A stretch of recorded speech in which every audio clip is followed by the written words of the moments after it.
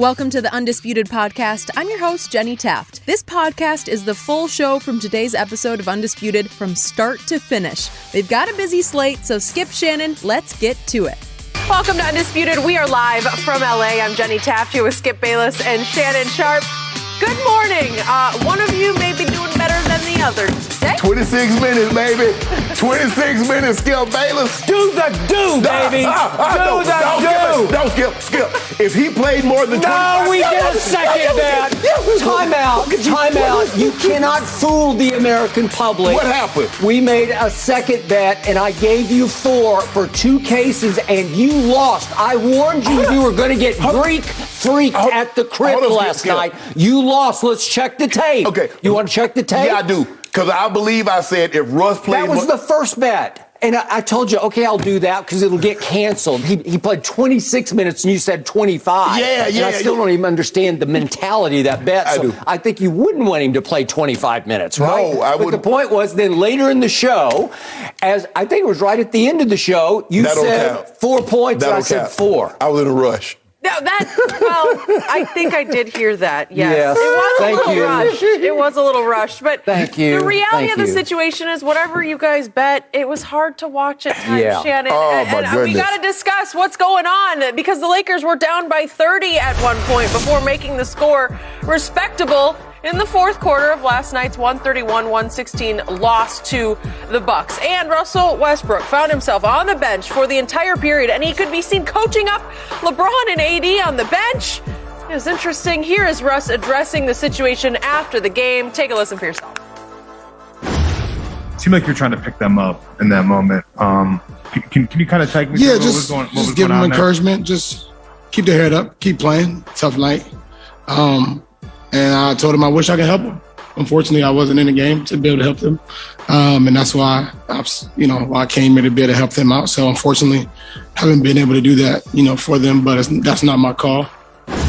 Okay, Shannon, I'm going to start with you. What do you make of Russ trying to cheer up LeBron and AD at the end of the blowout loss? Skip, did you hear what this man said? I think I did. The man said, unfortunately, he wasn't in the ball game to help them out. I know. And, he came there to try to help them out.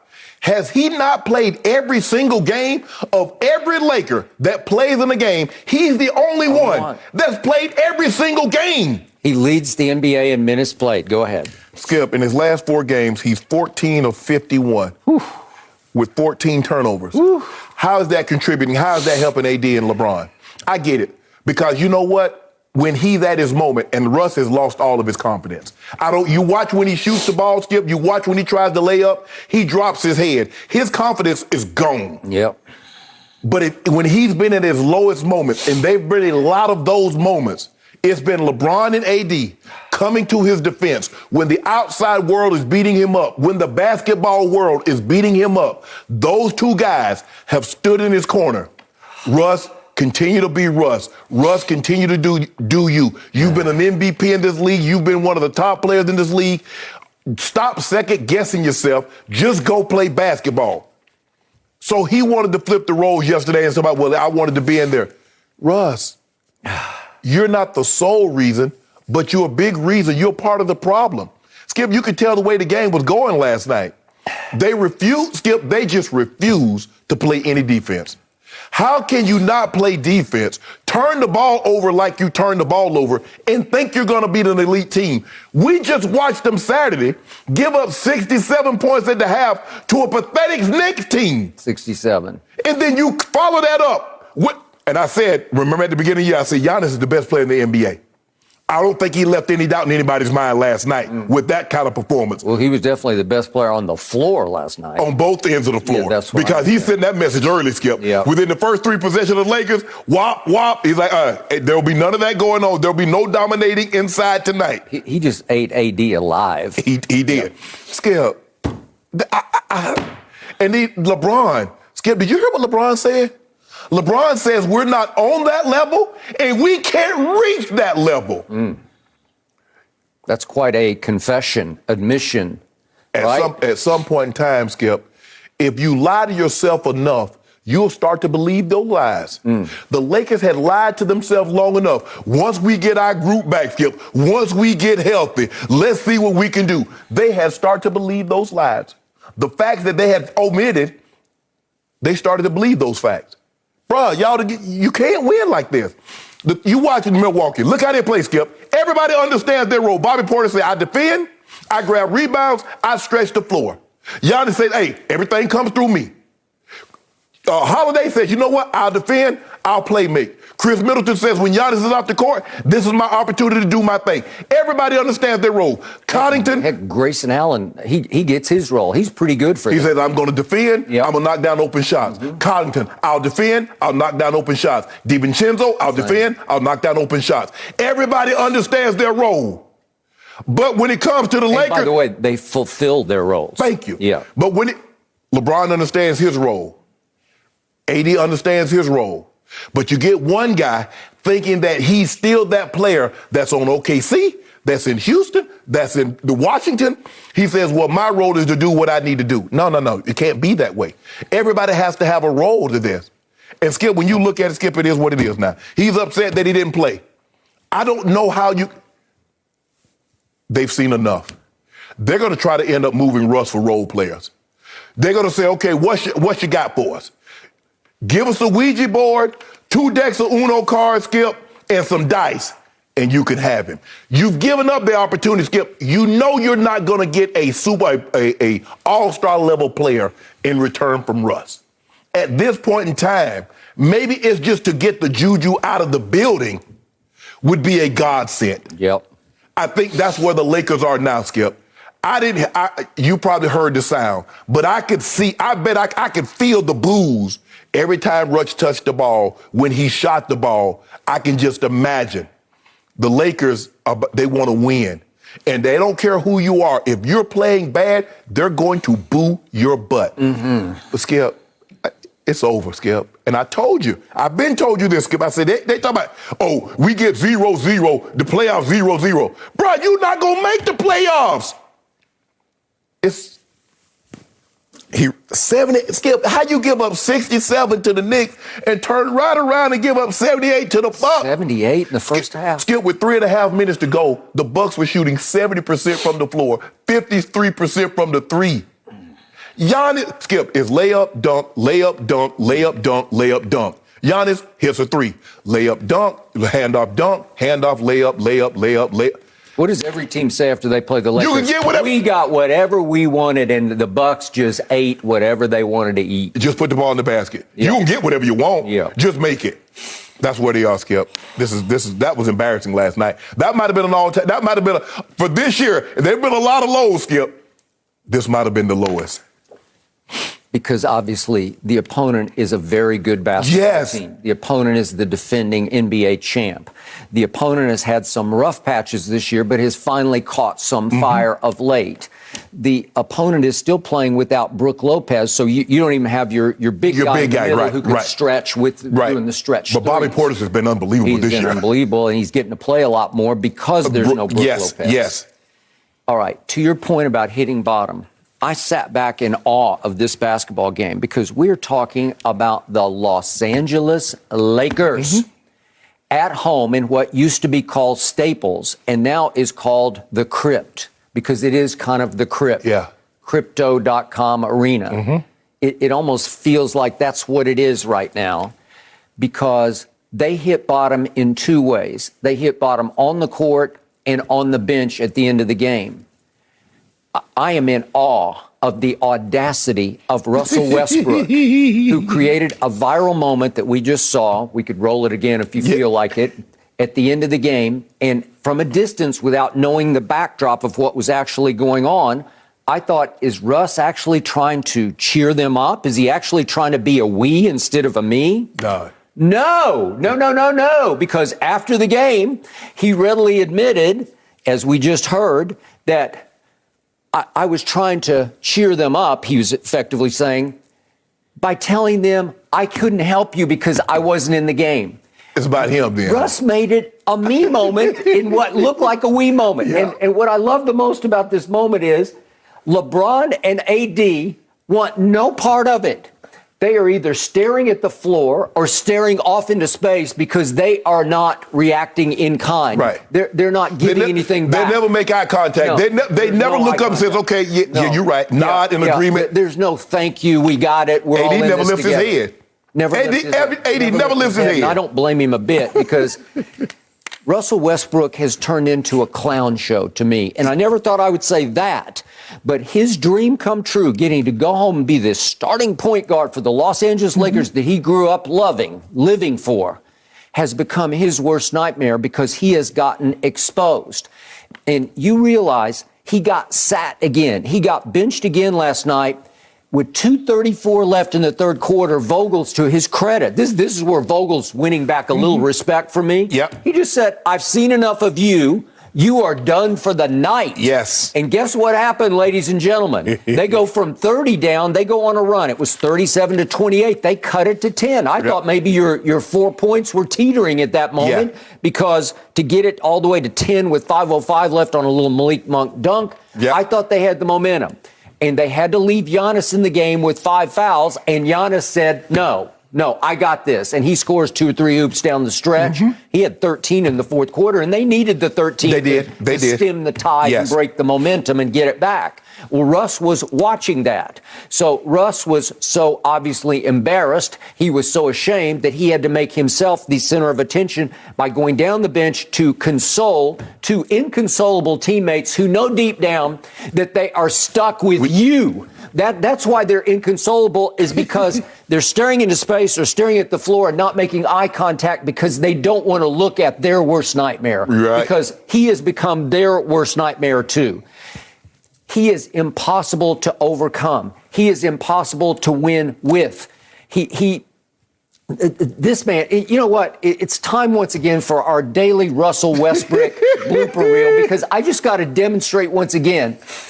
We have 2 blooper reels today, but let's start with the first one, which is 8 Russell Westbrook misses that are just mind-blowing misses. Please roll it.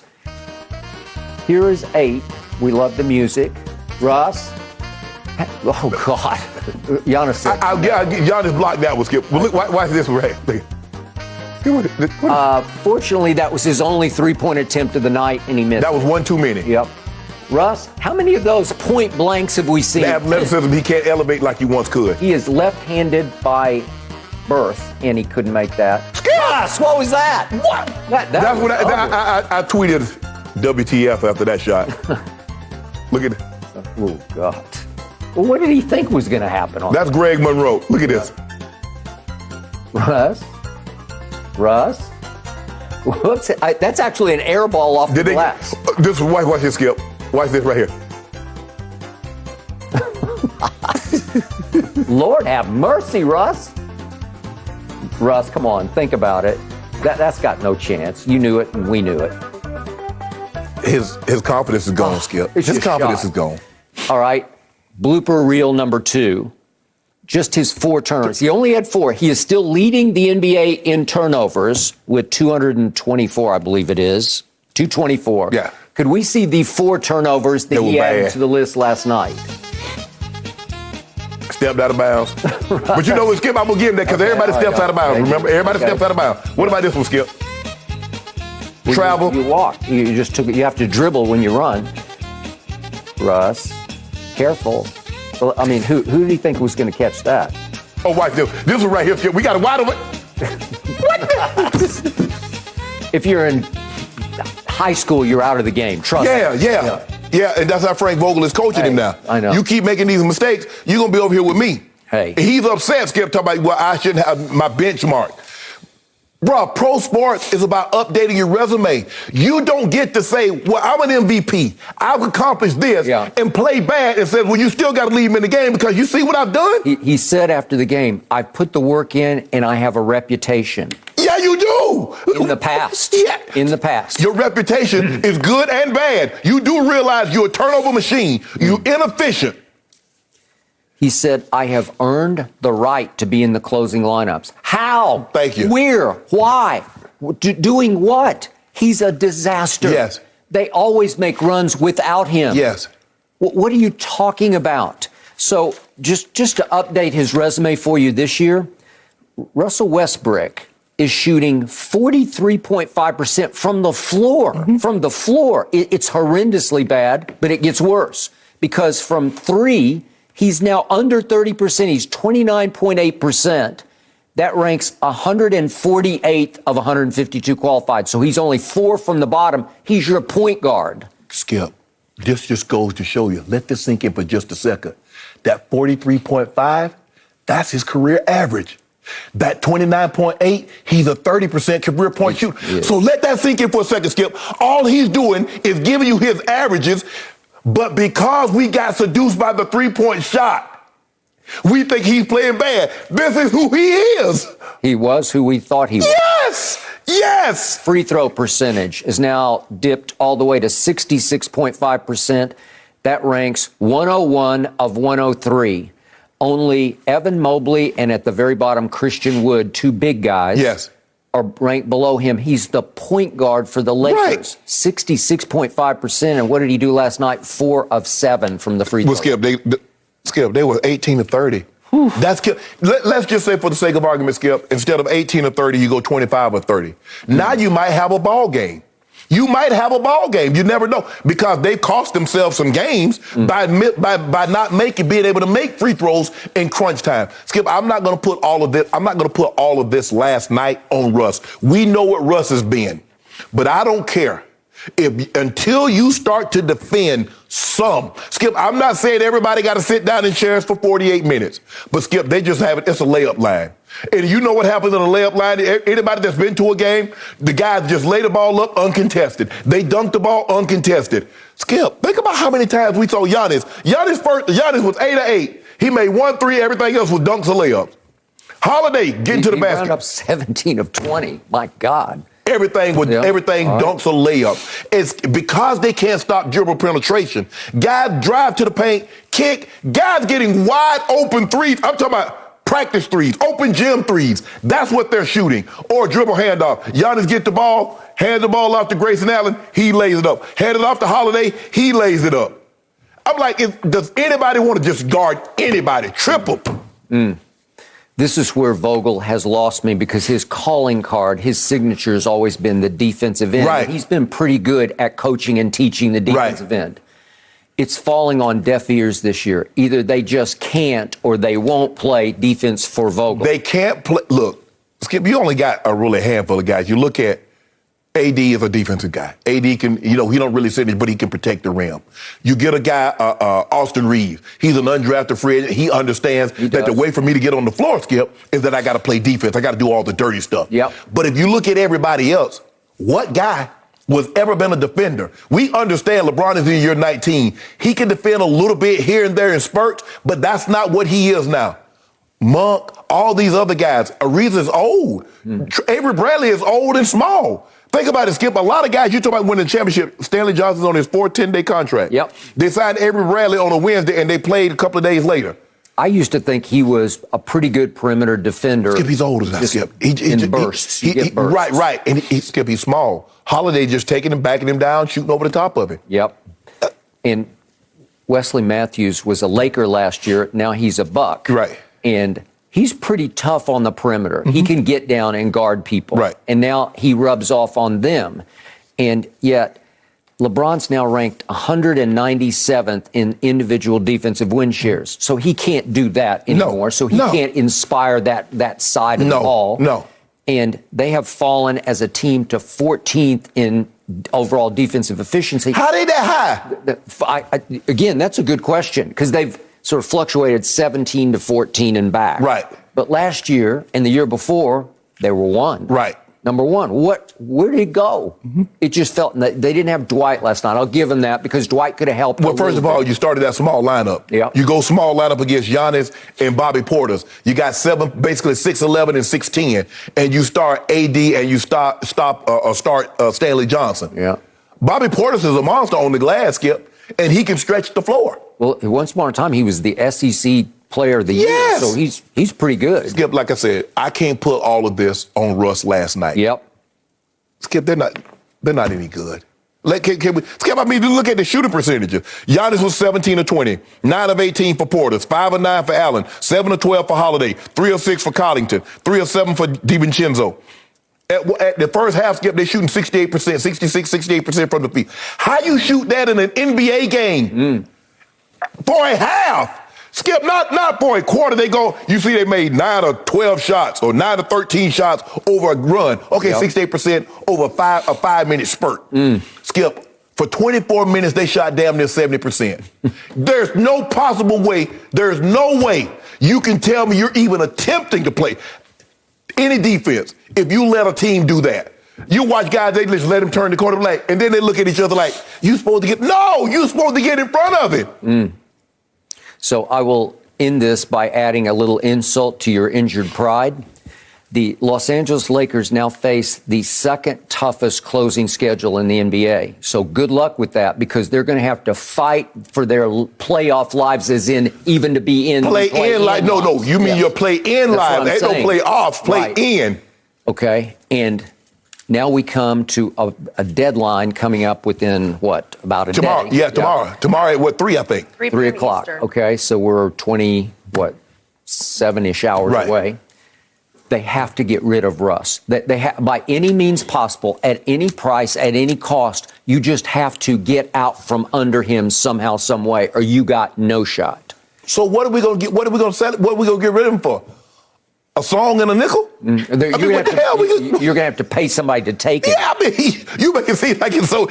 Do you, Skip, behind the scenes quietly, the Lakers have been trying to get rid of Russ. You know that. I mean, things seep out. They possibly thought this and that. But they knew within the first 10 games, this wasn't going to work. How many times you need to go on a date with somebody before you realize, Skip, we ain't compatible? You don't need to, Skip. You don't need to go out for 2 years, 3 years. I don't know. I've done that a couple of times. No. We go out the first couple of times, and every time, well, I don't want this. I don't like that. I don't want to go there. Why you watch this? Why you don't watch? Why you don't listen? Why? I don't hear anything on the television. Why you got to watch TV with no sound? Yep. Why is the dog on the bed? Whoa, okay. Thank you. I don't need 2 years of that. I need two days of that. All you needed was a couple of games. And you know what Russ was. And you knew LeBron was wrong. Hold on, wait a minute, Jenny, before you go. Hold on. Wrong. So let me ask you a question. If you don't mind me asking, who put the Nets together? The Nets? Yeah. We're not talking about I'm just saying. I just want you to give that same criticism, because we know a guy that put the Nets together. How that's working out for them. Okay, but that guy chose not to get vaccinated. That's how it whoa. worked out. You got to fact. Hold on. What's Kyrie's history? Kyrie marches to his own drum. Basketball has never been the most important thing to him. You knew that. James Harden, when you signed it, when you traded for him, he was overweight, right? I feel like we're going to need more time for the Nets. It's a whole discussion. Okay. The Lakers got one more game before that trade deadline. They're in Portland tonight. Will we Portland might have get them. Russ part of the mix in a little over 24 hours? We will wait and see, but our discussion, we're not helping him. I kind of feel bad for the guy. Is that fair right now? We got to switch gears. No mercy. Bengals landed in Hollywood for the Super Bowl yesterday, and Rams linebacker and former Super Bowl MVP Von Miller is buying into the hype surrounding the QB. Miller said, quote, Joe Burrow is his own guy, but you definitely see shades of Tom Brady in this guy. The moment is not too big for him. And OBJ echoed this sentiment, saying that Burrow is going to be, quote, one of the greats. And even Brady's favorite target, Rob Gronkowski, said that if he couldn't play with TB12, he'd love to play with the Bengals' young star. Some praise. Shannon, is this too much hype too soon? Yeah, I think it is, Skip. But I will say this. I believe at the exact same age, I believe Joe Burrow is better than Tom Brady. He was asked to do more than Tom Brady. He has a better compilation of receivers than Tom Brady. That team was reliant on defense. Tom, don't you turn it over. You throw for 140 yards with no turnovers and a touchdown, we're going to be great. You throw for about the first Super Bowl team. Yeah. Which was a 14-point underdog to the St. Louis Rams. But that was his second year, so I'm just basing it on where they are right now, because that's what they're saying. Fair enough. So that's why I will say that. But Skip, Joe Burrow has just been to one AFC Championship game. Can we stop with this Brady comparison? Knowing what Brady had done. Went to what? 14 AFC Championship games. 14. 14, not one. Patrick Mahomes has gone to 4 AFC championship games. Yes. He's been to 2 Super Bowls. Mm-hmm. He's won a Super Bowl, an MVP, regular season and Super Bowl MVP. And so now we just forget all about him. Skip, you remember Dan Marino? His second year, he went to the Super Bowl. Oh, he's going to be back. Man, he's going to have tons and tons of opportunities. How many? John Elway won his first Super Bowl in year 15. So this notion that if you go early, you're just going to just stack. Now, by the way, John had been to he went 3 before that, right? It's Skip, and they got annihilated. Exactly. It's not. It's Skip. You know, it's not easy. Yep. And a lot of times you go, that might be your one and only opportunity to get there. Very well could be. So this notion, oh man, he gonna be loaded with Super Bowl rings. That's not the case.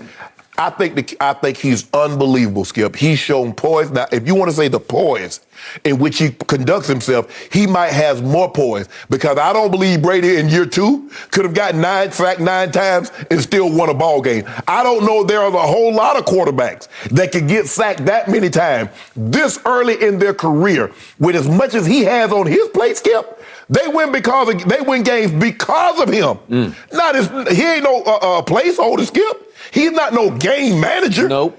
They're winning because he has to play great. And even if he doesn't throw for an enormous amount of yards, he has to put them in position so McPherson can kick the field goals. So for me, Skip, I think we just need to slow down. I get it. Everybody wants to be first. Well, I was the first to tell you. Remember, I told you, Skip, he was going to be Brady. I told you that.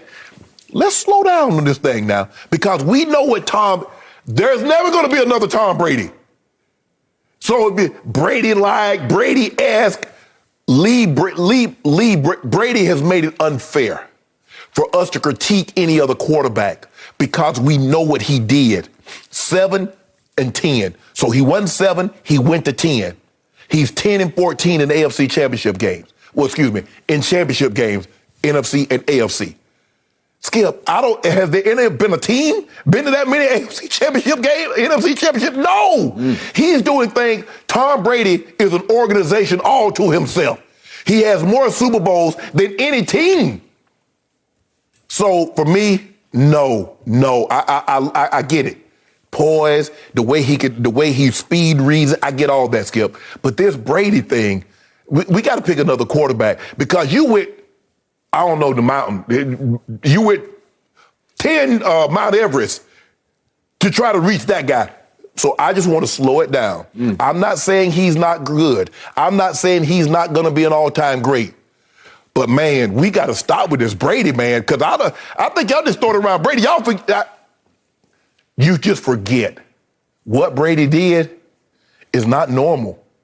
And you're never going to see it again. You can say Joe Burrow is the closest thing. You're never going to see what Tom Brady did again. It's like when Bill Russell won those 11, Skip, you're never going to see another guy in the NBA win 11 championships. Ever. Shannon Sharpe. Yes. You realize you are preaching to the biggest Brady lover in the history of love.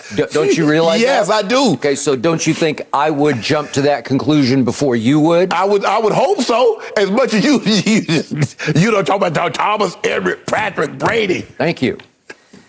Yet, I'm okay with it because I've been okay with it because I first guessed it. The first moment I had after Brady got Cooper bleeping cupped. That next day, sitting right here in this chair, I said the closest thing remaining to Tom Brady in these playoffs is that kid in Cincinnati.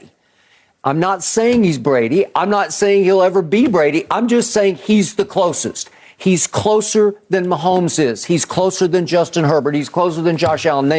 Because of style, Skip. If you look at them, you look at their bodies, because the talent doesn't match the athleticism. We think our athlete's supposed to be Herculean. Agreed. And look the part. Right. And Joe Burrow is another. No, he's no weight room wonder. No. I'm talking about the poise, the command of the position, the gift for playing it, because it takes a gift to remain that cool under fire, to speed read and find consistently the most open receiver in 2 seconds and deliver an above average velocity pass that almost catches you. It's thrown so sweetly. it hits you right where it's supposed to. You caught 1 billion passes. And it almost like catches you where you just say, well, I can't not catch that pass because it's saying catch me. It has catch me written all over it. That's the Brady trait that this kid has. He also has a leadership gene in him that's extraordinary. Yes. Even Odell's comments about him, because Odell got to know him off the field because Odell's an LSU guy. Right. So Odell goes to the national championship game against Clemson and he's throwing money all over the field, getting in trouble again, getting his school in trouble. Right. You know, he's the center of attention. I'm throwing real, not fake cash. He's throwing real money around. When they gave that money back, Justin Jefferson and Jamar Chase gave that money back. They gave it back. But he said that he hung out after the game with this kid. Yes. And he liked him. He said he's fun to hang with. Right. And I believe that. And So I do think I. his offensive line loves him. And it's that. I can't tell they love him the way they let him get beat up. Saying, well, I just don't know if they're good enough. That's the point. But I think they fight their asses off. They do. I do. Okay, They so do. The point is, we've seen him on so many big stages. I told you yesterday, and I don't want to dwell on all these numbers, but he in the high school state championship game, it's a smaller division in the state of Ohio, great high school football. Yeah. But he threw for 446 and 6 touchdowns. I mean, okay, that starts it. Right. And then I don't know what the Ohio State was doing because they had him right under their nose. Right. For 2 years, Right. he redshirted the first year, and he couldn't beat out Dwayne Haskins. And I'm like, that's on you. Right. That's like Kyler Murray at Texas A&M. What are you doing? What? Georgia had Justin Fields. I know. And he couldn't beat out Jake Fry. Okay, it happens. It happens. Okay. The point is, he transferred, and he changed life at Louisiana State University. They couldn't find a quarterback for years, right? Nope. It feels like they've never had it. Right. What do we have to go back to? Like, you know, the big guy that went number 1 overall. That was the last quarterback they had. And he was a great college player. we're talking about who was? He went for the Raiders, number 1 overall. Jamarcus Russell. Jamarcus Russell. You got it. In college, not Skip. He was he was sensational. Yeah, except he threw a bunch of picks. I didn't love him, but the point was that he goes in there and just takes the whole program over. He had talent, oodles of talent. It's just spilling over everywhere. That talent was there before he got there. And it didn't work. No, right? because they didn't have that position, that quarterback. And then he played those 3 games. Georgia in the SEC championship game, my Oklahoma Sooners in the semifinal, and then Clemson in the national finals. And it's ridiculous, the numbers. He threw 18 touchdowns to 0 interceptions and ran for 2 touchdowns. Right. And where he's not Brady-esque is in 2 ways. In high school, he played some defensive back and wanted to play defensive back. And I promise you, Tom Brady did not want to play defensive back in high school. And the stories are legendary, and I don't know if they're like fish stories. You know, they get overhyped. They grow longer and longer. But the point is, they say he would lay the wood because he loved contact. Mm-hmm. Well, you saw it. He got sacked 9 times, and he says, do it again. Bring it on. Right. I love because he always says, now I feel like I'm actually playing football. Right. Do you think Tom Brady would ever allow himself to get sacked 9 times? Hell no. He's just not cut from that cloth. It's not how you do that. Right. You get rid of the ball in under 2.5 because they can't get to you in under 2.5. Correct. He is holding on the ball, trying to make a play down the field. Correct. And yet he didn't spit it up 1 time. Nope. He didn't fumble 1 time in 9 sacks. Mm-hmm. So he took the beating and just jumped right back up and said, let's do it again. Right. Come after me again. Mm-hmm. Okay? So all those things add up to special to me. And usually I would 1,000% agree with you. You can't overhype this kid at this point because the stage has gotten about 10 times, maybe 100 times bigger than the AFC Championship game. Oh, yeah, stage, right? absolutely. You know how that feels. Yeah, absolutely. All of a sudden, the magnitude of, and by the way, you're playing the Rams. This is almost like an L.A. fairy tale, a Hollywood ending. Yeah. You're playing the Rams in their building, you know, their new, what is it, $3 billion palace? 3-5, whatever. Yeah, SoFi Stadium. Can I ask you a question? What do you think the probability is? He gets back to multiple Super Bowls or he never makes it back? Well, the odds are 1 billion to 1. Thank you. This would be 1 billion to 1. But I'm not going to bet against him having a great career. Oh, yeah, like no. He's going to be all time. Right. Odell's already said, and I don't think they're just trying to hype him because they're the opponent. Right. And I don't think Von Miller's quotes were insincere. I think because Von Miller just raving about him, saying he is the real deal. And I love Von's quote. He said, we definitely don't want to fall into the trap of what we've done in the past, which is it's Hollywood, and they do take teams not seriously enough. We're too good, we're too cool, we're too loaded with stars.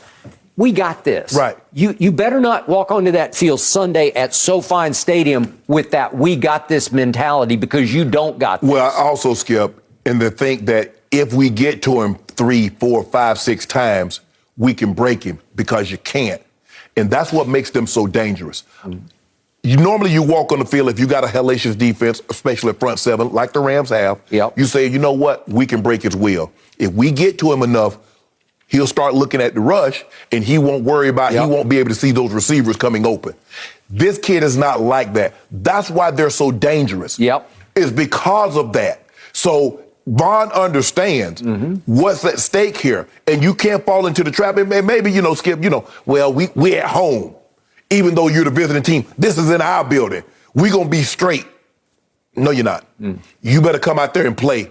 And the thing that makes them so tough, Skip, they've been down in 2 of the 3 last games, and they've come back and won these things in dramatic fashion. So they're not going to go away and say, oh, they were down 18 to a team that just represented the AFC in the Super Bowl just the year before and won it the year before that. And they got Patrick Mahomes, who by all indications is a top 3 quarterback currently playing today.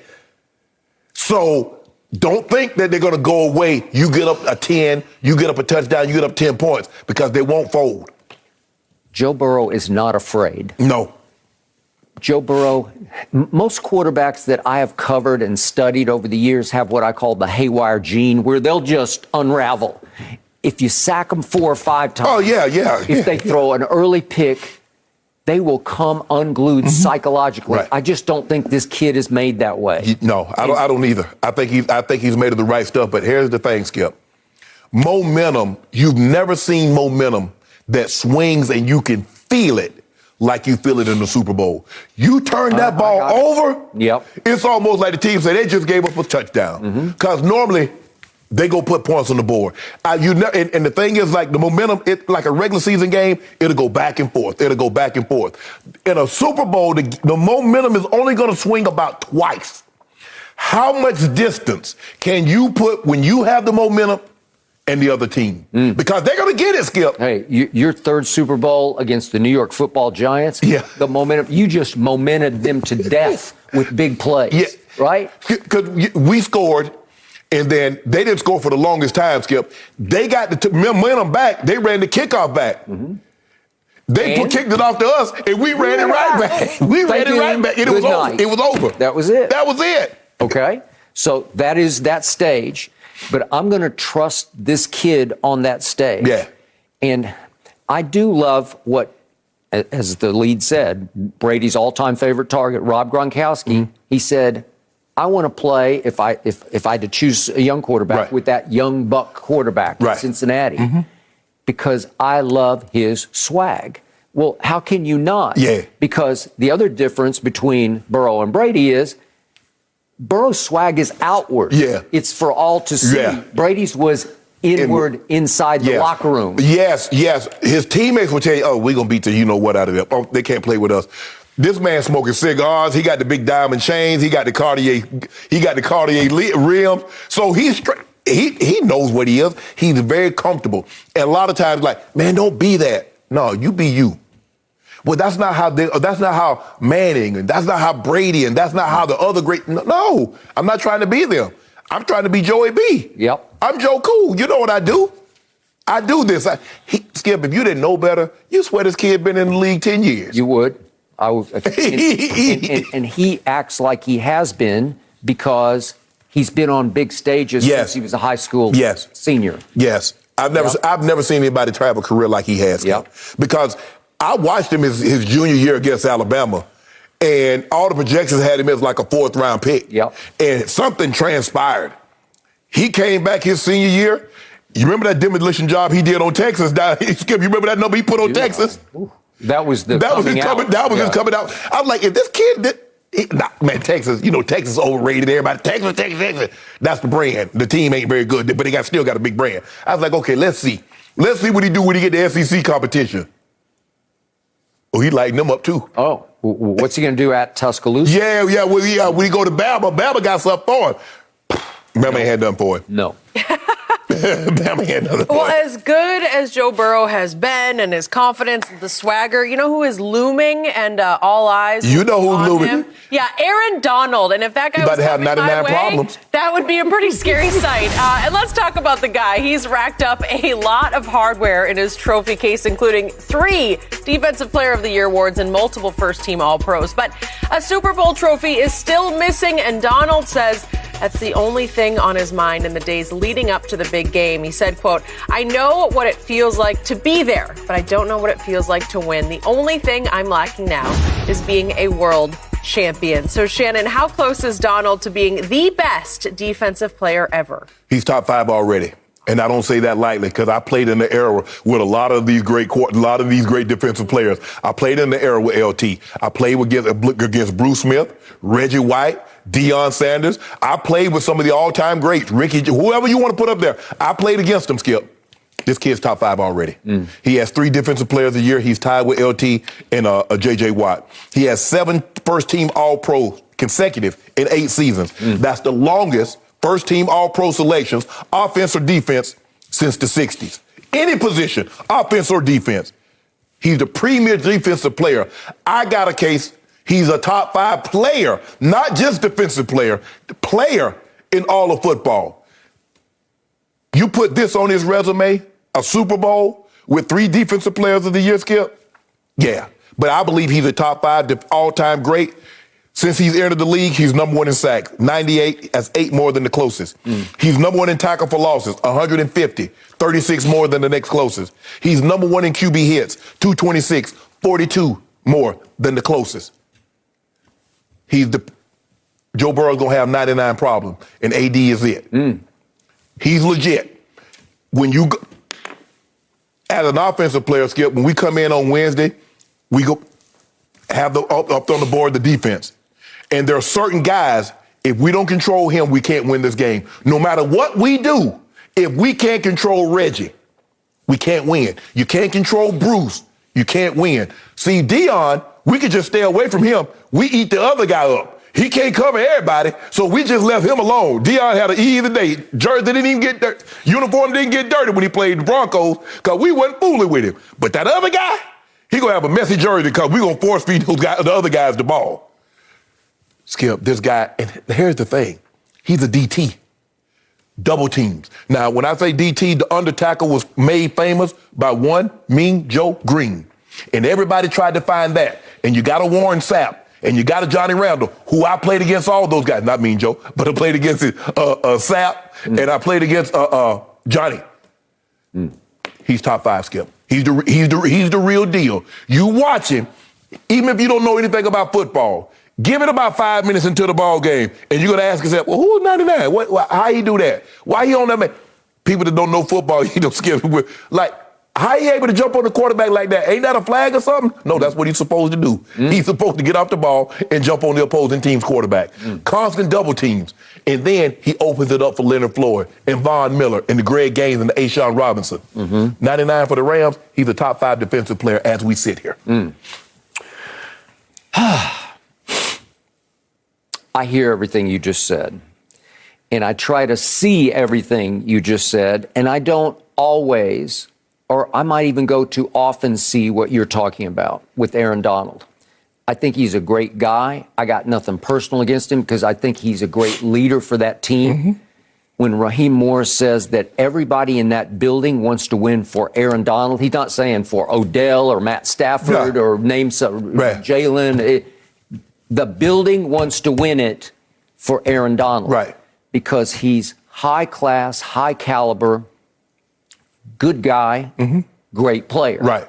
So they're saying he deserves to cap off his career, not cap it, but before he finishes, you got to get him one. Right? Skip, that's the icing on the cake right there. He already got the cake. Now he just want the icing, Super Bowl ring, and that's it. Because he's now 8 years in. So like you just said in the previous topics, you can't trust that you're going to get back here. Right? So they're saying this is our shot. And I will agree with you on your premise. Your overall takeaway on this football game is Aaron Donald could wreck this game. And you think he will wreck the game. And if you're right, Cincinnati will lose and could lose badly. The more I hear people talk about Aaron Donald, it's not that he's going to cause Joe Burrow 99 problems. It feels like he might sack him 99 times as opposed to the only 9 sacks that he took at Tennessee. Right? Okay, I get all that. I'm just telling you that in sheer RPM, I'm talking about how hot your motor runs. I also came up through your era in that I got to see a whole lot of Lawrence Taylor. His motor ran, to me, a little hotter than Aaron's runs. I got to watch the great Charles Haley, and I had all kinds of battles with him off the field because he's a little crazy in a good way because he played crazy. Trust me, his motor ran a little hotter than Aaron's does. Now, he was more of a pure edge rusher with Charles Haley. Listen, the Dallas Cowboys don't have a dynasty in the early 90s. He changed 92, 3, and 5. They don't do that. He changed their life. And this is what I always give Jerry Jones one big slice of the pie credit.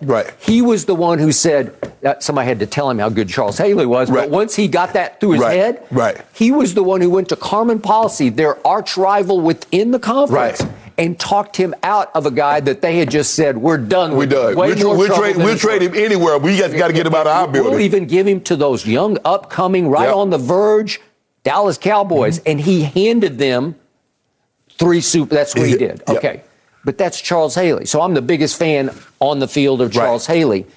I saw more. Where if you eye test Charles Haley or Lawrence Taylor, you're going to see more. To your point, we're talking about 2 guys who rushed off the edge versus the defensive tackle. So he gets pinned sometimes. He gets doubled or tripled or whatever it is. Guard working against him. He just gets stuck. And he won't flash on your TV screen because he just stuck. Okay, but I look back at that run to the Super Bowl that they lost 13 to, what was it, 3? 13-3. Yeah, 13-3 to Belichick and Brady. Okay, so in that run, I look at what happened in the Dallas game, and I've seen him 5 times against Dallas in his career. He was very quiet. And then they went to New Orleans, and he was pretty quiet in that game. He did end up with 3 hits on the quarterback, but that was an overtime game. You remember that they stole, I think, but they did. And then in the Super Bowl, he had 1 hit on the quarterback. He did have 5 tackles, but only 1 solo, so he had 4 assists. So in that run, those 3 playoff games, he had no sacks. Well, it's hard to justify, Aaron Donald, because I couldn't see Aaron Donald enough through that run. And then the next year, they wind up in Green Bay, and he's got, I guess, cracked ribs or whatever, and he was just a no-show. He was himself, there was nothing that happened. He had 0 hits on Aaron Rodgers and 0 sacks. Pro Football Focus ranked him in those 2 playoff games the 41st best defensive player in the playoffs. The run to the New England Super Bowl, he was ranked 20th by Pro Football Focus in overall defensive stature of all defensive players. And now this year he's been ranked 10th best. And against Arizona, he had half a sack. At Tampa, he did have 5 tackles. He had 3 solo. It was a pretty good game. He had 3 hits on Brady, did not have a sack. He deflected a pass. And then against San Francisco, again, 0 sacks, 3 assisted tackles, 2 hits on the quarterback. Look, it's very good, but you keep angling toward he's on course to become the greatest ever. That's where you're heading with this. I haven't seen that yet. Maybe I'll see it. I will give you this, and I've said this 2 or 3 times this year. He is flashing for me more this year than he has before. Where on various Monday night games or big stage regular season games, I see 99, where, like I used to see Reggie White, he lined up mostly at defensive tackle. Defensive end, But what Reggie, and you see what they've started doing. They'll start moving Aaron Donald. They'll line him up at the nose. They'll shade him. They'll put him on the defensive, put him in the end slot because he's trying to find the weak link. And whatever the weak link is, he's going to pull on it. And he's going to keep pulling on it until this is the weak link, and he's going to make a home over there. Skip, it's a lot harder. I don't know if we've ever said the best player in football has been a defensive tackle because of the constant double teams. You talk about Dallas, you do realize he was going up against 2 All-Pros, Frederick and Zach Martin. At the time, Zach Martin was the unquestioned best guard in football, and playing alongside him was an All-Pro center. Okay, so to your point, I watched him 5 times starting in 2014 against my Cowboys, and obviously I'm going to watch very closely every snap. He registered 1 sack in 5 games, and that was in, remember, opening night 2 years ago at SoFi, 20-17, when Gallup got called for offensive push on Jay Rams, which was outrageously wrong, but that's fine. That was a foul. Yeah, but the point is, that's the only sack I've seen. So against my Cowboys, he's been pretty to very quiet, where I would watch whole games and say, did he get hurt? I don't remember him. But to your point, I'm trying to be nice here, that at defensive tackle, you can get engulfed by better play, like 2 really good players. Yeah, to neutralize you. They can neutralize you. And so now he has Vaughn on one side, Leonard Floyd on the other. Point. That is the point. So now he did lead them in sacks with 12.5 this year, but hey, Floyd had 9.5. Yikes. Yeah. And Greg Gaines had 4.5. And every time I look up, I keep telling you, I see Greg Gaines flash like crazy. Mainly because the weak link is trying to block Greg Gaines. But you saw what happened. You said, well, he didn't get a sack on Brady in Tampa. Yep. You know who did have a bunch of sacks? Leonard Floyd and Von Miller did. They did. So now we control him, and so that's why you get a Von Miller. Von, go beat the tackle one-on-one. And Von Miller looks revitalized to me. He was sort of losing his edge in Denver because they were losing their edge. Skip, it's hard to rush the passer when you're down 14. Because guess what? We're going to turn around and hand the ball off. We're not going to let you wreck the shot. More times than not, they play with a lead with the Rams. Especially, this was tailor-made for Von Miller, Skip, the Tampa. You're down 14-3, you're down 21-3, you're down 27-3. I can just pin my head, but run it all you want to. I ain't even worried about that. But Skip, this kid, this young man here, he's as good as we've seen. And the longevity, because J.J. Watt was on that course, and then all of a sudden, Skip, injuries, and he was never the same. This kid doesn't look like he's slowing down. J.J. Watt YouTubed his way out. He was trying so many dangerous stunts on YouTube. I think he wrecked himself. Flipping 1,000-pound tires. All right, I'll finish with this story. You brought up the great Bruce Smith, and listen, for those who remember this, he was just hellacious handful to try to stop. He was. So those Bills team that kept getting to the Super Bowl, the night before the first Cowboy Super Bowl in the 90s, it's the first one of Troy, Emmett, Michael against Buffalo. I had dinner that night with Norv Turner, then the offensive coordinator, went on to be a head coach, as you well know. And his whole message to me over dinner that night before was, if we can't block Bruce Smith, we're going to lose. So he had Darrell Johnston, the fullback, Moose. It was all about chipping where you have to... You have to be conscious. What would he wear? 78? 78. Yeah, 78. You have to know 78. Yes. You have to make sure you neutralize him, you stymie him at least a little bit, or Aikman's going to be on his back all day, and maybe there'll be a sack fumble, and maybe there'll be a big momentum swing because he could be unblockable. He could. Okay, I said the same thing this time. And this offensive line has been suspect at best. And your offensive line was a lot better than this defensive line. I've made the case, and it hadn't quite arrived yet. Yes. Those 3 Super Bowl years, that's the greatest offensive line I ever saw. Ever saw. I'm talking about monsters across the ball. All of them. We're talking about some Hall of Famers. They was huge. Huge. And little Emmett at 5'9" could just duck and dart behind him, and you couldn't find him until he's 5 yards in your secondary. Brucey doesn't get the credit that he deserves because he played in the era with LT. He played in the era with Reggie. But Brucey, I give Brucey credit because Brucey was a 3-4 end. Brucey got 200 sacks as a 3-4 defensive end, so basically playing a 5 technique, which is a lot harder than lining up in a 7 technique or what they call the Cowboy 9, which is a wide end. He didn't do that. He lined up in a 34. He was mainly in a 34 defense. And think about this, Skip. They didn't throw the ball like they throw it now.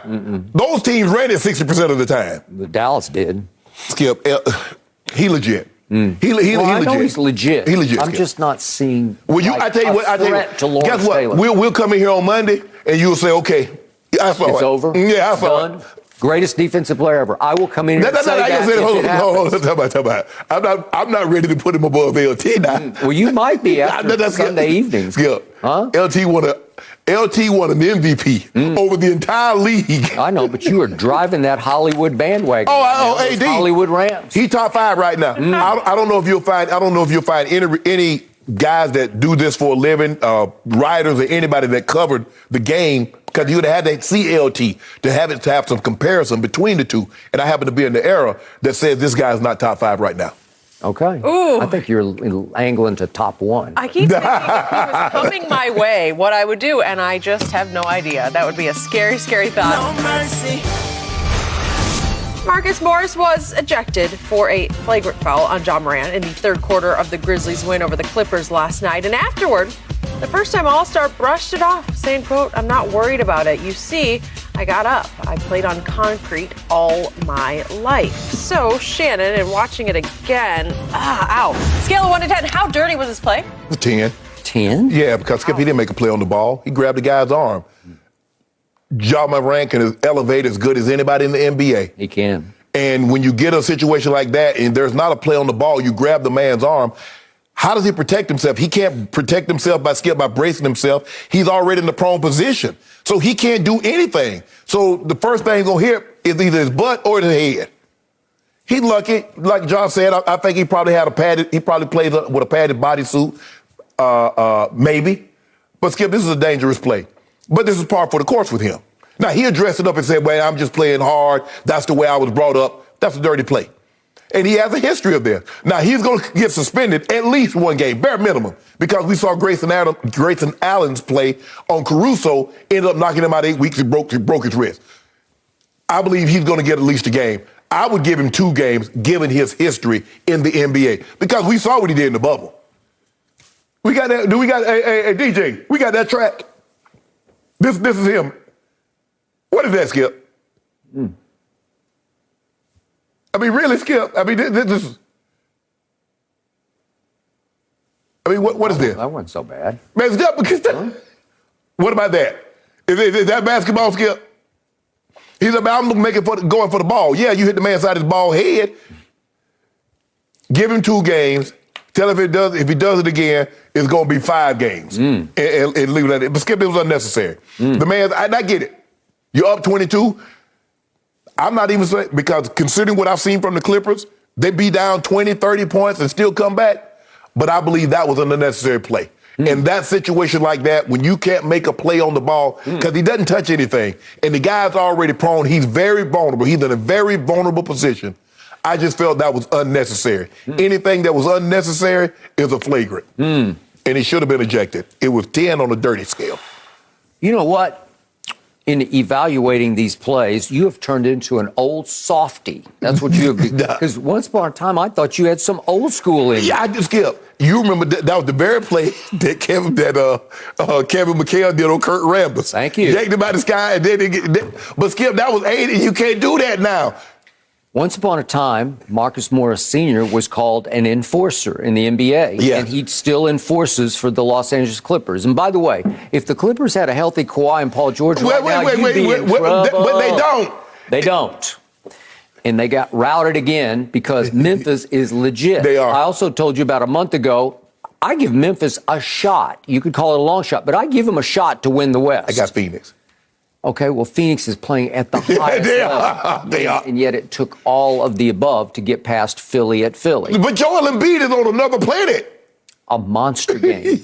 Until, unfortunately, with 25 seconds to go, he stole the ball from Chris Paul, which is hard to do, especially if you're 7 feet tall, and turned right around and just did a little lob pass in the backcourt to Seth Curry and threw it right over his head out of bounds, and that was the ball game. They were down 3. Anyway, back to scheduled program. All right, on a dirty scale, I'm old school, so I can't go any higher than a 3 on a dirty scale. And I'll tell you why. Because he was going to hard foul him, because when a kid is just swooping to the hoop on you like that, at some point you just have to say, okay, young man, we got you, but we're going to get you now because we're going to show you. You can't just come flying in here uncontested. We're going to hard foul you at least one time just to remind you, we're still here. We're not just going to watch. We're going to participate. And in this case, if we could see the overhead angle, you can see that Marcus knows he's hard fouling, and then at the last second, he holds on to him to hold him up. You can't hold him. He held onto his arm to hold him up so he wouldn't fall as hard as he was about to fall. How are you going to hold me up? He reaches under his arm and holds him up just to hold on for a split second, and I think he saved Ja from a calamity. And yeah, I love what Ja said about, I played on concrete all my life because he has. Yes. And he knows how to fall because he's fallen on harder surfaces than I promise you, if you played on concrete and a guy did that to you, you getting up swinging. No, there's no doubt. But that's the law of that jungle. Yeah, concrete. Okay? That's how you play on the concrete. Play. Okay, I got it. But to Ja's credit, he said, I don't have any problem with it. He said, I'm actually cool with Morris, brother. You see, I got up. Right. He got right back up. Right. And he shot his free throws, and he played on. Right. Okay, so it was, for him, a play-on kind of play. Right. Because he's a basketball player, and he's a baller. Yes. So he gets that. But I think he also knew in his heart of hearts that Marcus swiped him up through the face area. Okay, yes. That's no good. That's going to be a flagrant. But then after that, he said, whoops, I got to try to catch you, and he held his arm up so he didn't fall so hard. If I'm parallel to the floor, and you grab my arm, so where's the pillow that's under my body? Well, there's no pillow because it's called hardwood. That's exactly. But if he just lets go of him, he's going to come down much harder than he did the way he held him up. I don't think he held him up at all. Yes, he did. How about Skip? This is not 80s or 90s basketball. This is not the Charles Oakley situation. Mm-hmm. Well, that's the way Oakland fouled. Mm-hmm. Charles Mason and all those guys, Xavier McDaniel. That's the way Lonzo Mourning. No, but it's not church league basketball either. Yeah, actually it is. That's what they've turned it into. Because you know why? Because they like to see. What was it? I think they showed us a stat, Skip. Like 4 years ago, there was 4 guys that averaged 25 points a game in the season. It's 13 now. So clearly, you see the NFL where they're going. You see the guys with 5,000, 4,000 yard passing. Mm-hmm. You see all these guys. They've legislated the physicality out because fans want to see scoring. Skip, I ain't trying to see.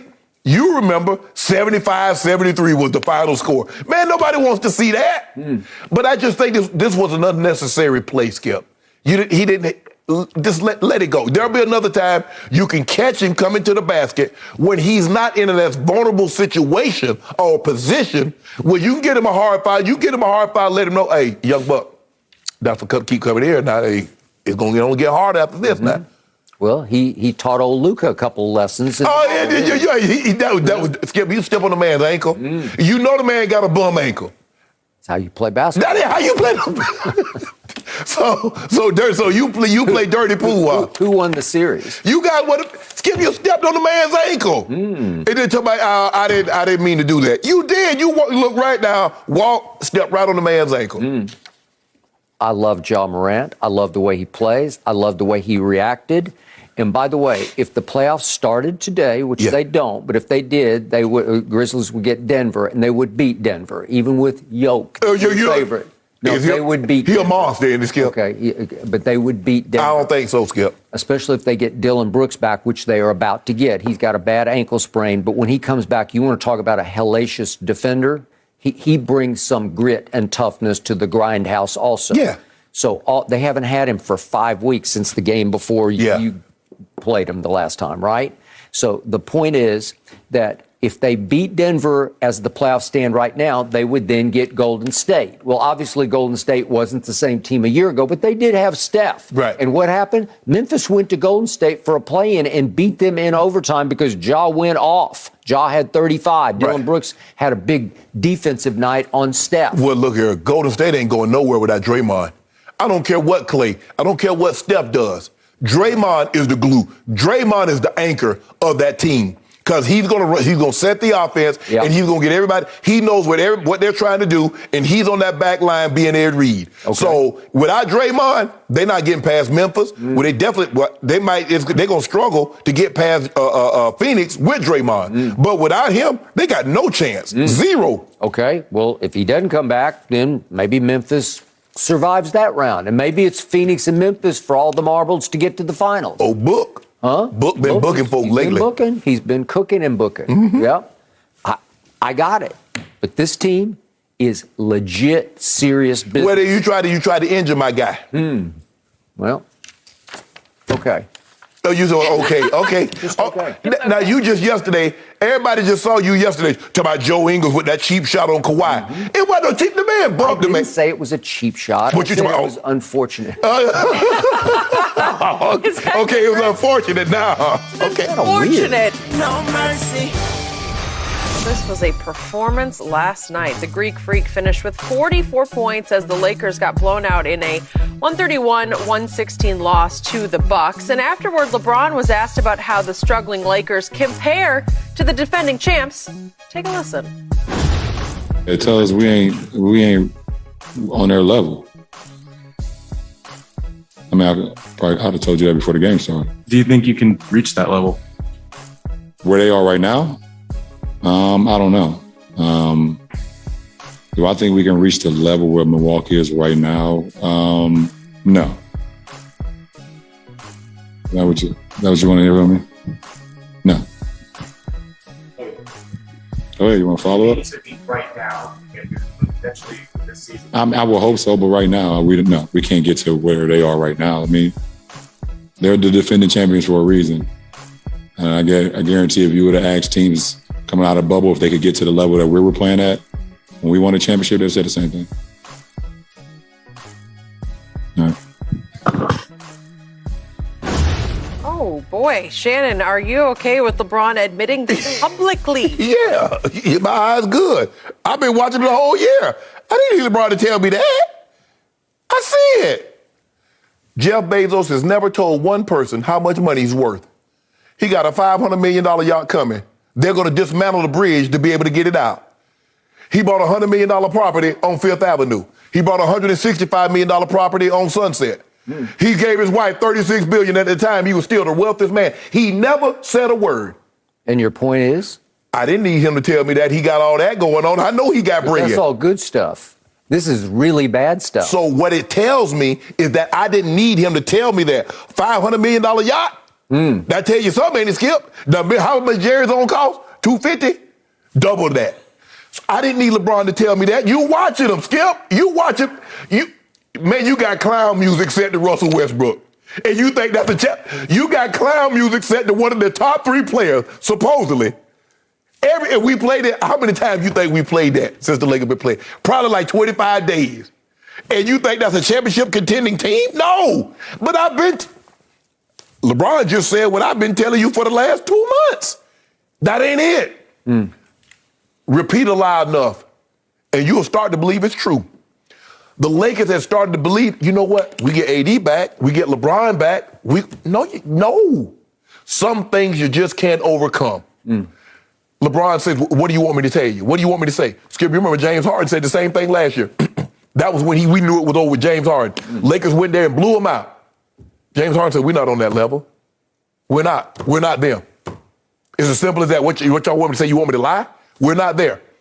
What do you want LeBron to do? Lie? Everybody can see it. They're not on they're not, Skip. They're not on Milwaukee. They're not on the Suns. They're not Golden State. They're not Memphis. They're not Philly. They're not Chicago. They're not. And he just said it. All he did was state the obvious. The paint, Skip, it hurts. It hurts with someone that you love and you know. They say, bro, that ain't it. You know, your first girlfriend, when you say, I'm sorry, Skip. It's not you, it's me.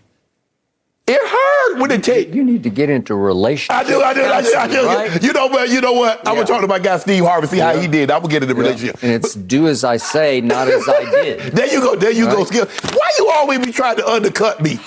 Let's get back to basketball. Basketball, Skip, you and I both know. You see it. You watch it as closely as I do. You know they're not a championship contending team, and LeBron James just stated the obvious.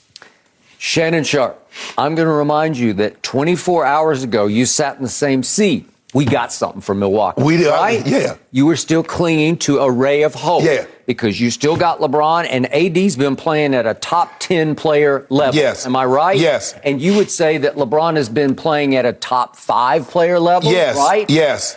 So because of that, you offered me bet after bet, and finally we settled on 4 points. I said, I'll give you 4 points and I'll take the Bucks because I do think the Bucks are a whole lot better than the Lakers. They are. Again, can anybody have a hot 3-point shooting night? Can Malik Monk make 7 or 8 threes? He could. Right. Carmelo's not playing right now, so you don't have that X factor going on. Correct. But is it possible that Austin Reeves makes 4 threes? Is it possible LeBron James makes 5 or 6 threes? Mm-hmm. It's possible. So I gave you a long shot hope of that. But just 24 hours ago, you were not a prisoner of the moment that was about to ensue because you were still thinking your Lakers are pretty good that could turn into very good. Even if they had beat the Bucks, I'm not saying they're on the Bucks level. And in basketball, Skip, do you have a slip up? Sometimes the Bucks just lost the other night to some team. I'm not thinking that team's on the Bucks level. LeBron James says, we're not them. We're not on that level. We're not. Okay. My takeaway from that concession speech on the part of LeBron bleeping James was that's why he's disqualified from GOAT debates. That's not Michael Jeffrey Jordan. You can't do that. That's the opposite of leadership. You can't admit that. You can't acknowledge that publicly, even if in your heart of hearts you believe it, even if that's what you see Shannon Sharpe sitting from your chair up in your palatial estate up in Bel Air. Right.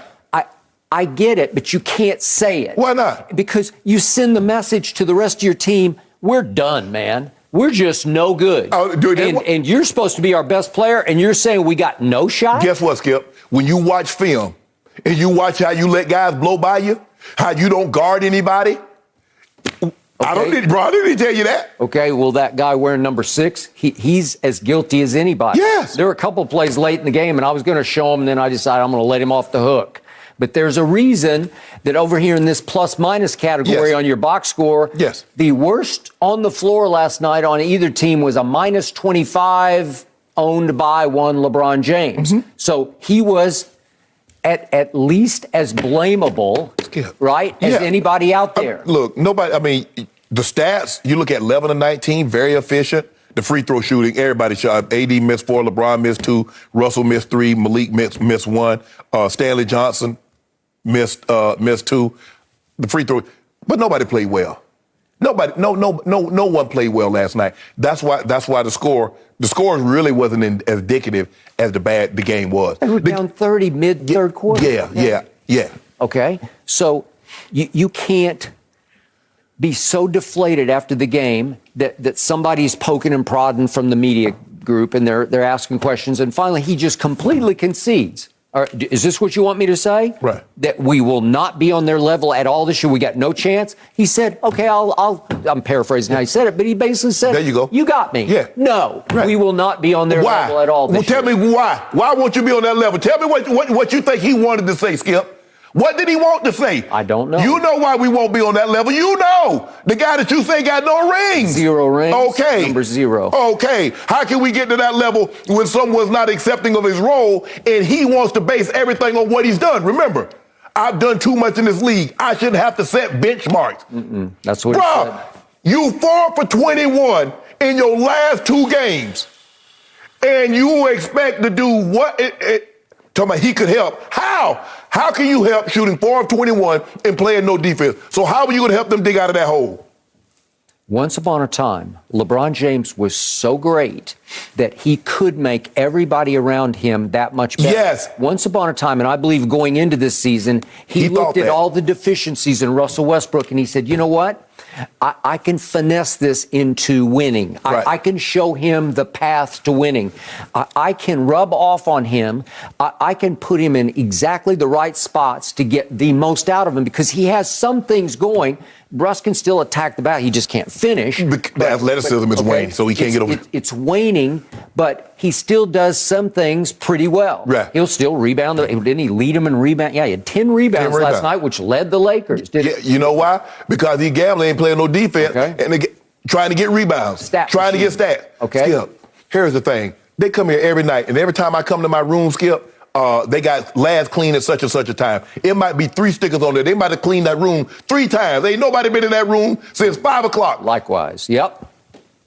The kitchen. Let me go put some fish in there. It don't matter how much they clean it, the smell gonna be in there. No matter how much LeBron James and AD does, they can't overcome the smell of Russell Westbrook. Yeah, LeBron went into this season thinking he could. He could. Kevin Durant thought he could too. That's why Kevin Durant re-signed the first time. He said, I can overcome this. And re-signed where? At OKC. Because he stayed there 10 years. Yeah. He thought he could too. And guess what, Skip? He came to the realization. I told you. He said, man, hey, you told me your head don't hurt until you bump your own head. But LeBron thinks he's better than KD, so he thinks I could do this because he's he's more of a floor general. Yeah.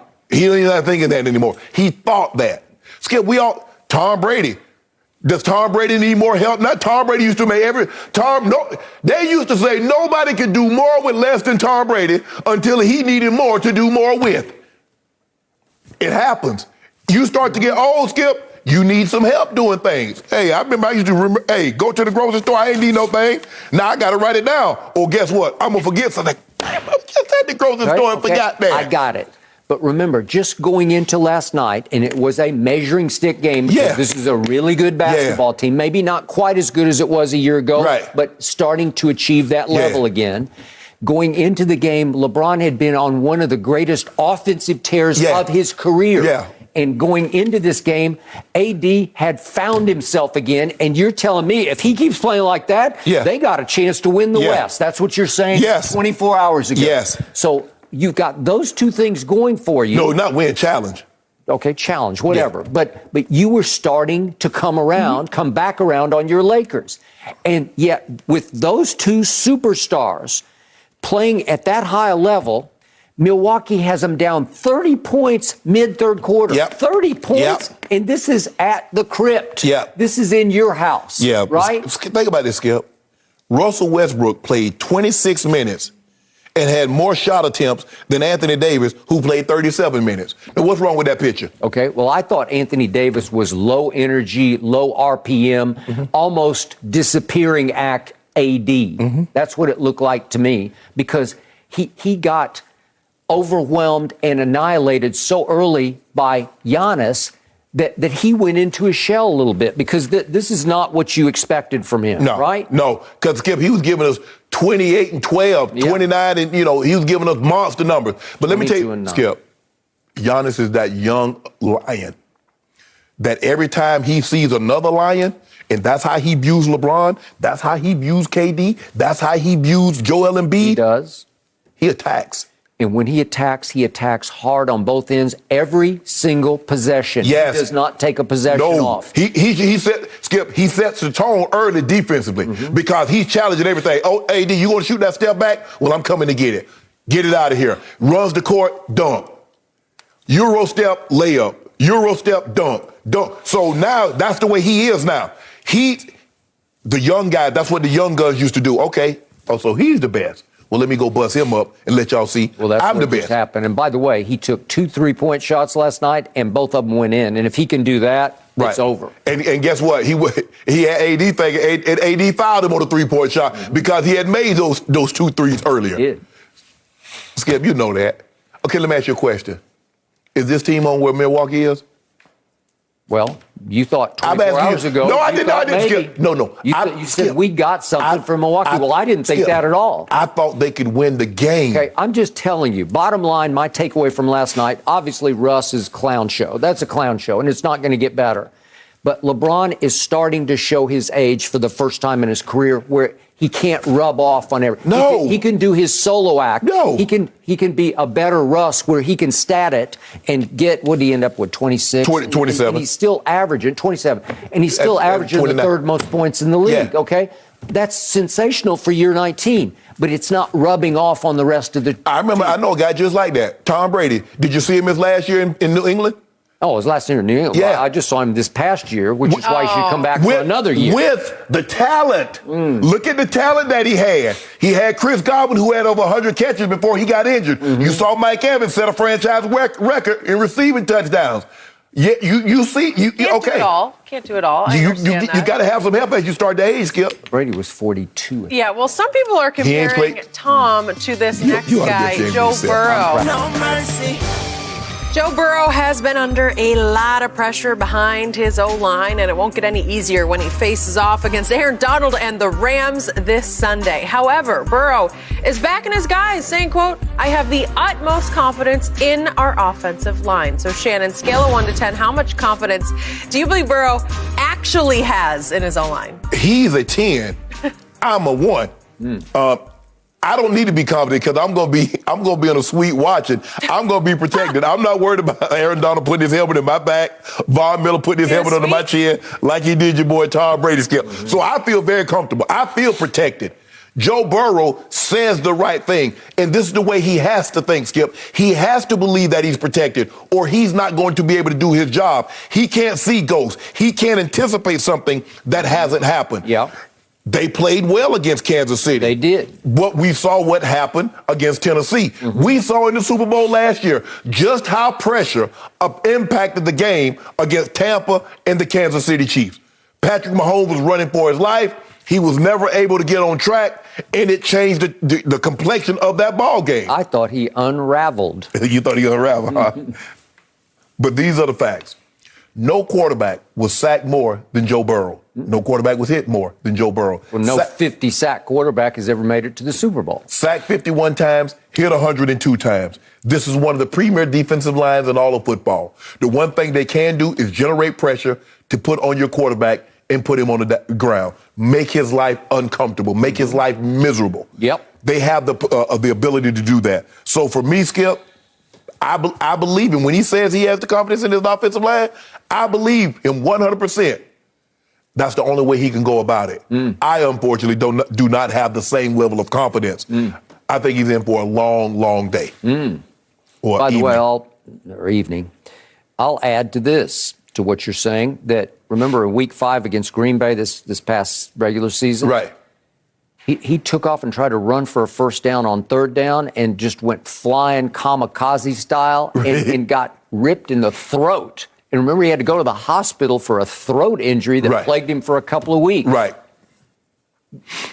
I'm sorry, you just can't last that long in this league if you keep trying that. Exactly. And if you're going to get sacked 9 times in any sort of game, especially a playoff game at Tennessee, your body just won't take the pounding over time. Yeah. Right? Yeah. That's why probably, Skip, he doesn't project to be Brady. Brady never took 50 sacks in a season, I don't think. Well, I just told you, in that way, he is the flip side of Tom Brady, because that's the last thing he's going to do, because he knows it's not healthy.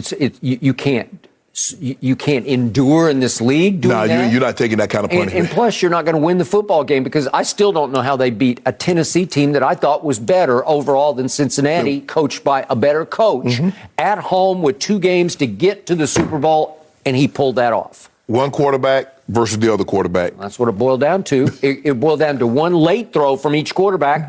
One went to Jamar Chase. And the other got picked. And the other one got picked, and that was the ball game. It was as simple and as complicated as that. Okay, so this game is going to boil down, not to get too X and O, but it's going to boil down to the guard position. Right now, that is the weakest link in the line. So they've been starting Hakeem Adeniji all year long. And he is in his second year playing professional football as a 6th-round pick out of Kansas. I'm going to guess he's just not that good. Right.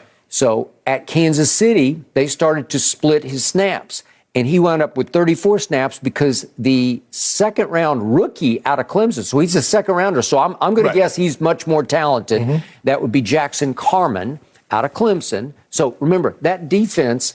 across the ball, they're loaded with a lot of second-round, third-round picks. So they're a talented football team with depth of talent. Especially on defense. I've read it off to you where they're just loaded with second-round, third-round, second-round, third-round, and they're all playing up to their draft position, right? Okay, so all of a sudden, Jackson Carman got 35 snaps at Kansas City to only 34 for Adeniji. Okay, so they're heading that direction. Maybe that's a slight upgrade. Maybe they'll split snaps again. I don't know. But something started to click at Kansas City, because Chris Jones is serious business.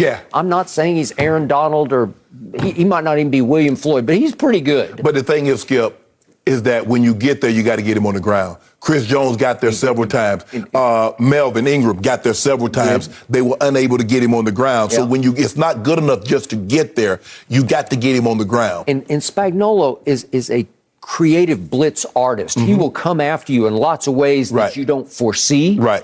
And he tried everything. He emptied out the playbook on him and couldn't get him on the ground. Right. They gave up, one sack, right? That's what they gave up, one. Okay, one sack. So all of a sudden, I'm thinking that this line is going to come into this game with a lot more confidence that it went into the Kansas City. And maybe it played scared, like good scared, like we got to try to. But I think you and I both agree that the Rams D-line is better than Kansas City's D-line. Well, it is, because you made the I'm pretty sure it's the best defensive line, right? Is there a better one? I don't know a better one. But we know what happened last year. Why did Joe Burrow miss 9 games last year? He got sacked. Pressure. Ripped his ACL against the Washington football team. This is first full year starting. Yeah. And coming off an ACL, did he lose any of his guts? No. And we thought, Skip, and remember coming into the draft, we thought, okay, they're going to take the left tackle. They're going to give this kid some protection. Yep. Now, Jamar Chase is like, nah, go in the draft this year and get him some protection. Or go out in free agency and get him some protection. That is true. You win championships, Skip, with guys that can score points. Okay. And I'm sure Joe Burrow would like to be protected a little better, but I think he likes throwing to Jamar Chase a little more. Okay. Now to the good Brady side of Joe Burrow. What did he say? What was his reaction about his offensive line? First, he said, so it's going to be, number one, how I handle the pressure, how I'm able to get the ball out of my hands and get it to playmakers in space. Right. That is the essence of this football game, is that sentence right there. Right. If he is Brady-esque, because Brady-esque is not 9 sacks. No. Brady-esque is not running for a first down on 3rd and 7. Right. And he had 2 breakaway runs. Obviously, they turned first the down. game. Yep. Okay. Yep. But that's not Brady-esque. Right. What's Brady-esque is get rid of the ball in 2.5, where Joey Bosa of the Chargers, remember, we're going back 3 years now to the playoff game up in Foxborough. Correct. Where you can hear him because he's mic'd up saying, damn, I can't get to him. No. He just gets rid of it.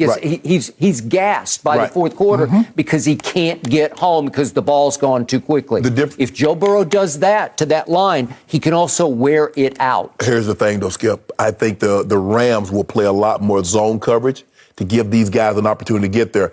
Kansas City is mainly a man team, single high safety. They are. Even though they did some things to try to take, I think they double Chase a lot and left T. Higgins singled up one-on-one. They doubled him a lot. So I believe they're going to play, look, we believe that we can play zone, keep everything in front of us, and still have our opportunity for our guys to get there, to get home. So where you think the ball is going to be, because they did a good job of Tom Brady, because Tom Brady likes to get the ball out of his hands, Skip. Well, I mean, it's the essence of Tom Brady's success. And that's why he is who he has been. Right. Yep. Right? Yep. Okay, so here he goes. And I think Uzomah, the tight end, who's his security blanket, I'm pretty sure he's going to try to go. He's got a sprained MCL. Right. Obviously, Higbee also has one on the other side. Right. But the way he's talking, he's going to go. Maybe, usually with the MCL, you got a chance. ACL, it's over. Well, yeah. Because it's the stability ligament. I mean, you can play that. If you're a quarterback, you can play with a torn ACL. Yep. You're not playing no tight end with all that moving, planting, and cutting that you're going to have to do in blocking.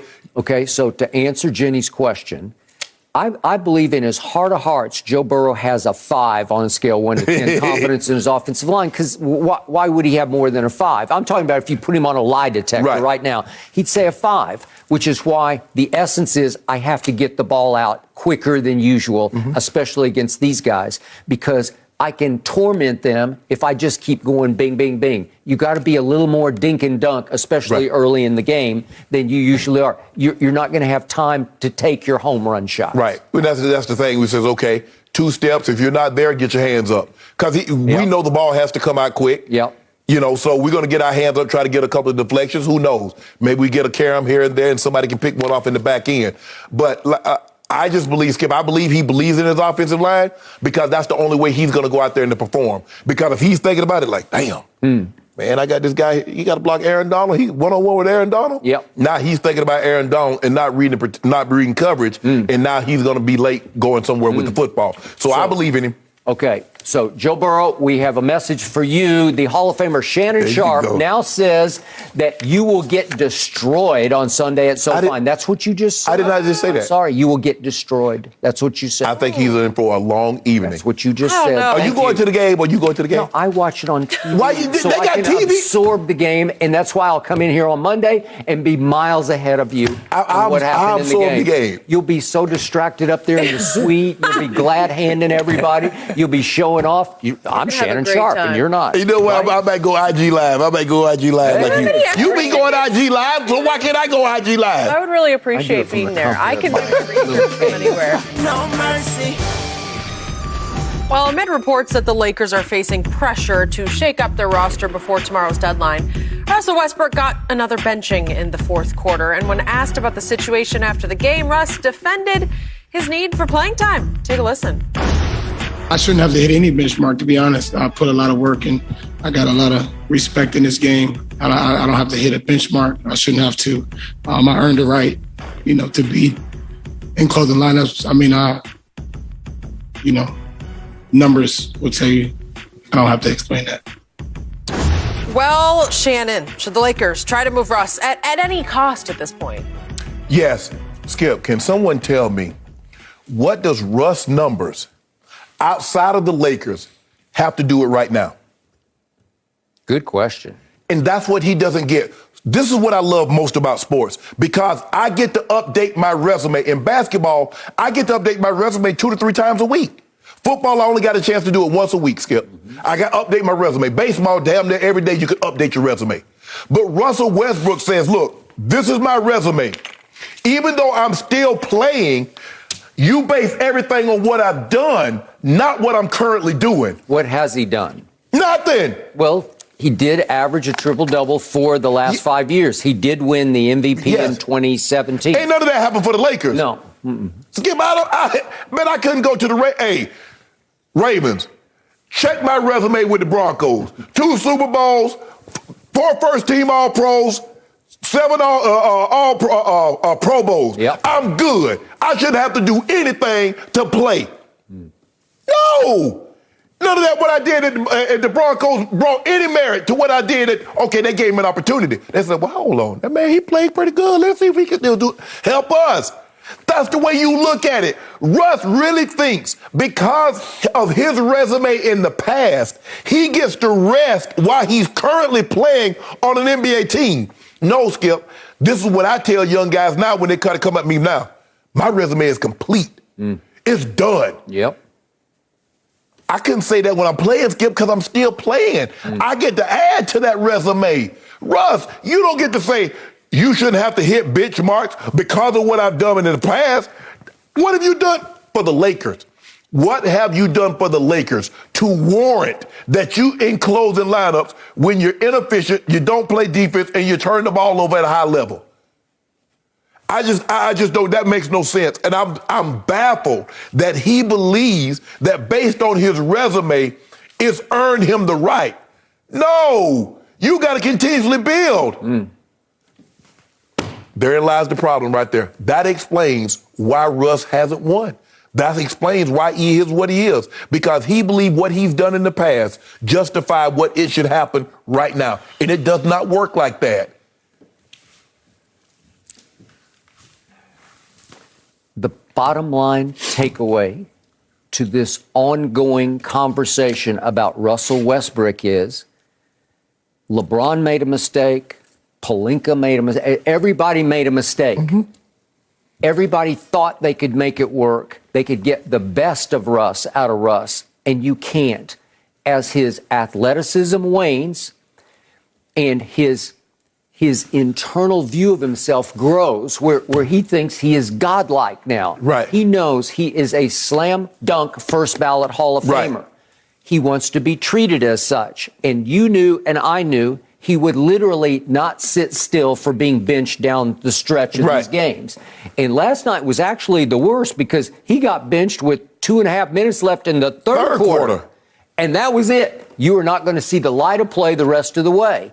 And the only way he knew to deal with it was, let's see, I'll get up and make a big scene out of dapping up and cheering up LeBron and AD. Sorry, I couldn't be there for you in the fourth. I'll be there for you because then I can tell the media, I'm sorry. I was telling them, I'm sorry.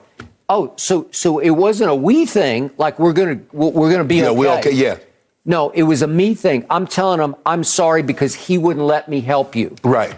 Well, once you got out of the game, they went on a big run and they cut it all the way down from 30 to 10 without you on the floor. Yes. Did you not watch? Yeah. Okay. So all I know is he still leads the league in turnovers. All I know is his three-point shooting is horrendously bad, but it always was. Yes. And his free throw shooting used to be pretty good, and now it's even worse than his three-point shooting. I don't know what happened over the last 6 years. He just lost it. He used to be an 80-some%. Yes. And now he's down to 66%, which ranks 101st out of 103. Only the two centers are below him, Evan Mobley, the young one at Cleveland, obviously, and Christian Wood at Houston. Okay, they're the only two worst free throw shooters qualified in the league of 103 players. You can't win with that. No. Which brings me to the conclusion that I reached a month ago. You have to do, in the next 24 hours, everything in your power to get rid of. Yes. Whatever it costs to get rid of, to get out from under, you have to do, because whatever chance, long shot chance you have of making a run in the West will hinge upon no Russell Westbrook. Yeah. No more. And again, I like the John Wall move. You have dismissed I don't like it. because at least you're trading salaries pretty much straight up. Right. You're matching salaries. That's what you got to do in the NBA. That's pretty simply done. Right. And I believe that John Wall has no Russ ego to him. The stats are pretty similar. He's a little better free throw shooter. He's a pretty bad three-point shooter. It doesn't matter because he won't disrupt your locker room. Russ's ego is egomaniacal. Right. He is so full of himself, the audacity of what he did at the end of the bench. John Wall won't do that. Right. John Wall hadn't been playing for 2 years. I think he knows he's pretty much at the end of his line. So if you're going to pay him, but he doesn't know it. He doesn't know it. That is correct. So if you'll pay John Wall his $44-ish million, I just think he'll come in and be a pretty happy camper and be a pretty good teammate. Russ is turning into the worst kind of teammate because he's going to disrupt and distract LeBron and AD. So if you could do the Houston deal, and again, you're going to have to give him that distant, what's 2027 first round pick. Yeah. And it's a lot to swallow because you already gave up a whole bunch for Russ to start with. So you're going to have to swallow a whole bunch of pride. And for AD. And for AD, okay? Right. But you're going to have to swallow it and say, we screwed it up. Let's cut our losses. Let's start fresh with LeBron and AD and the rest, and then we'll be better off. By Russ's statement last night, does that mean he's not willing to come off the bench? Well, how would he ever come off the bench? Again, I said that like week one. Yeah. He would be best served as their Ginobili type, but Ginobili's built different where he was willing to say, okay, Pop says, I got to have you leading the shock troops off the bench. Okay, I'll be sixth man of the year. Russ doesn't want to be sixth man of the year. It's beneath his dignity. Russ is that aging person that looks in the mirror and only sees his 25-year-old self. He doesn't That is true. That's well said. I agree. He does not see what he actually is, only what he believed he once was. And that's sad. And therein lies the problem. Well, it's because the people in Oklahoma City in power there let him get away with it. And then he goes to Houston, and he was allowed to get away. He was a little better there because James was there. Right. And then he went to Washington, and he became the ultimate solo act sideshow in Washington. Right. Allowed to get away with all of the above. And now he's on a real basketball team, and he can't get away with it. Skip, and that's what people don't understand. Yes, there are a lot of guys that can go get you 25, 30 on a bad team because you get as many shots as you want. Nobody holds you accountable for the bad shot selection, the turnovers, and the lack of defense. Now you come to a contending team. Okay, now you have expectations where you have to play, and every turnover is valuable. Every poor shot that leads to a run out is valuable. Now people get an opportunity to see, well, hold on, damn. But when you look at it, Skip, Russ is shooting the exact same percentage, 43.5, that he shot the previous 13 years. I got it. But your team was a preseason favorite, Yes. a betting favorite, an odds-maker Yes. favorite to win the Western Conference, Yes. and it is now 26-29. And obviously, you point the finger the quickest at 0 rings, number 0. Look, they refuse to play defense, and it's just not Russ. They don't play defense good enough. But Skip, when have you seen a guy gets traded 4 consecutive years? 4 years in a row. That's all you need. That goes to the all. That's an all-star, an MVP, that average a triple-double, 4 straight years. Clearly, he's valuable in his mind, but not to the. Okay, so he said, okay, fine, we'll trade you. Your only hope is to trade him for the 5th time in 5 years. Let that Skip. That's wild. That is true. Doesn't that tell you something, Skip? That should tell somebody something. That's all you need to know. It's kind of a bummer. Yeah, so trade deadline tomorrow, 3 Eastern. Will he have a new team? We will wait and see, guys. We hope. No mercy. Matthew Stafford is 1 win away from his first career Lombardi Trophy, and so far in the playoffs, he's proved to be worth the big trade from this offseason. He's embracing the spotlight this weekend, saying, quote, "These opportunities are what you play the game for." So, Shannon, according to Fox Bet Sportsbook, Stafford is the favorite to win Super Bowl MVP. So, scale 1 to 10. How much do you trust him this weekend? I'm going to go 8.5. He realized these are the opportunities you play for, but also, Skip, these opportunities don't come along often. What he did for Tom Brady. But that's a whole different situation, Skip. He's got it skewed that people actually think once every 3 years the guy goes to the Super Bowl. Okay, but he made the opportunities come along. Yeah. You're acting like they come along and tap you on the shoulder. No, but I'm just saying, even getting to a championship game, we've seen Patrick Mahomes get to 4 and only advance twice. So even getting in this position doesn't, and even going, because Brady lost 3, doesn't mean just because you go, you win. But I think he seizes the moment, Skip. He's got to pay it off.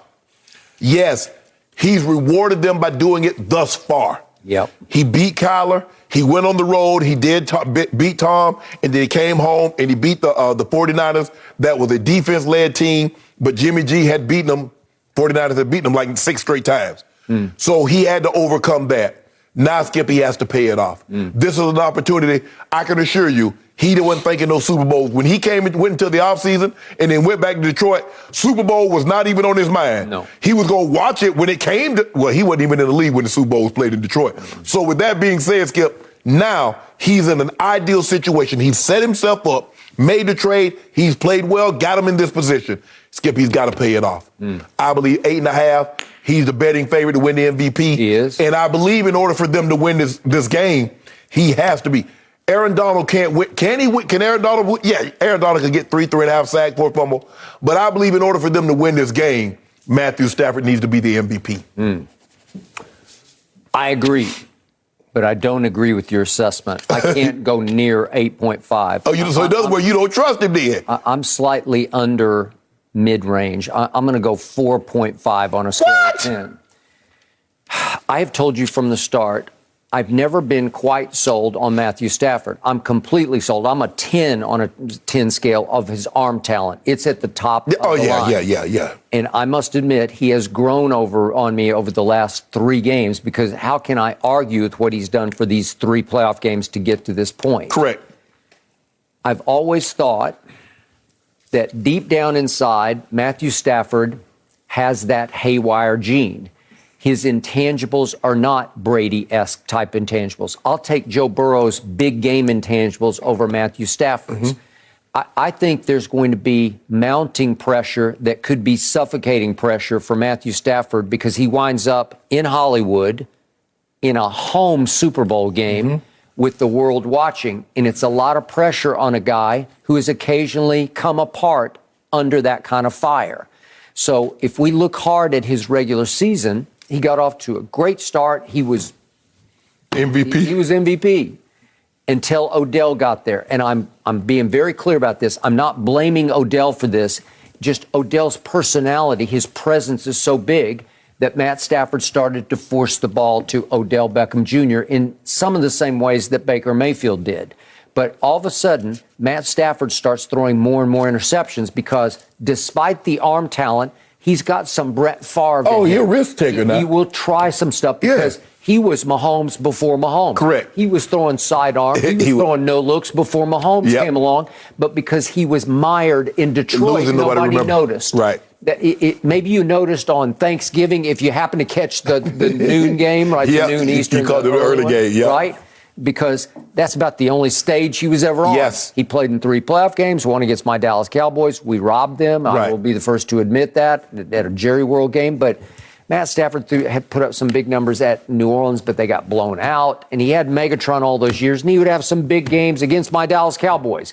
And then he would come apart, and he threw a lot of interceptions. So this year, after Odell got there, down the stretch of those 9 games, he led the NFL in interceptions. Well, you can't discount that. You can't just sweep that under your carpet because for the regular season, he threw 4 pick sixes. It's hard to throw 4 in a year, but he did. Yes. Because he's got that in him. Right. And you better hope it doesn't come out, manifest itself with the world watching when he's got a home Super Bowl game. Right. But I also saw what he did to Kyler Murray, beat the brakes off him after they blew them out at home. I also see him outplay Tom Brady and forced him into retirement. He did that. I'm not sure he outplayed. Don't do that, Skip. That is so unbecoming of you. Well, Tom Brady was threw for 125 in the fourth quarter. Did he have more passes? 24 unanswered points from the GOAT. And guess what? And then what you call him picked up the phone and he answered back. Yeah. Did he throw for more yards and did he have more passing touchdowns than Matthew Stafford? So Matthew Stafford outplayed him. And then down 10 in the fourth quarter, when you said he got the haywire gene and likely to come apart, he stood tall. He did. I told you he's growing on me. He was very good, except for, could we see the couple of throws there you go. Make against the 49ers? There was an early one to Cooper Kupp where he forced the ball to Cooper Kupp, and he was a little late and a little high and outside, and the ball gets tipped up. And man, take the rim route. Interesting. That's inexcusable. That's like cardinal sin, interception. And here's the one, 9 minutes left in the game. They're down 17-14, and he throws it to Tart. And Tart could not handle the football, and I don't know what possessed him. It was too easy. Right. It's like, I got it. I don't know, but I know this is going to change the game. We're going to the Super Bowl if I catch this ball. Yeah, we've seen this happen. We might have a different perspective of Joe Montana. He hit Louis Billups in the chest with one. And guess what happened? He finished the drive off, and the legend of Joe Montana grew even bigger than what it already was. These opportunities, Brady would have had another. Asante Samuel dropped it. Eli put it right in his hands. Okay, but that was Eli Manning, who 3 times led the league in interceptions. I'm sure Matthew Stafford probably led the league. He's thrown a bunch of interceptions. He will throw some, as did Joe Montana, but I'm not comparing those two. No. He will throw some to the Bengals on Sunday. I'll say he'll throw a couple of balls to the Bengals. Will they catch those balls? Because sometimes they come like Brett Favre balls where you're shocked by them. Cincinnati they DB's got some pretty good hands. And so the ball pops up in the air. You saw what happened in Tennessee. Eli Apple sticks his hand in there. The ball pops up. The linebacker jumps over the guy, catches it. We saw the throw. Guy tips it, and base is trailing. He catches it. So you put the ball in the harm's way, you're asking for trouble. But I trust him. I'm trusting you're going to complete this. Job mission complete. We came, we saw, we conquered. Well, you're 3/4 home, but that last fourth counts like 3/4, right? Yep, it does, Skip. And you know what they said? They said the last 2 years, the team, that's home team, has been in the Super Bowl. Roger Goodell sent out a memo saying now, moving forward for this time on, Super Bowl going to be in AT&T Stadium. I knew you were going to say that. Ain't got to worry about Cowboy being there.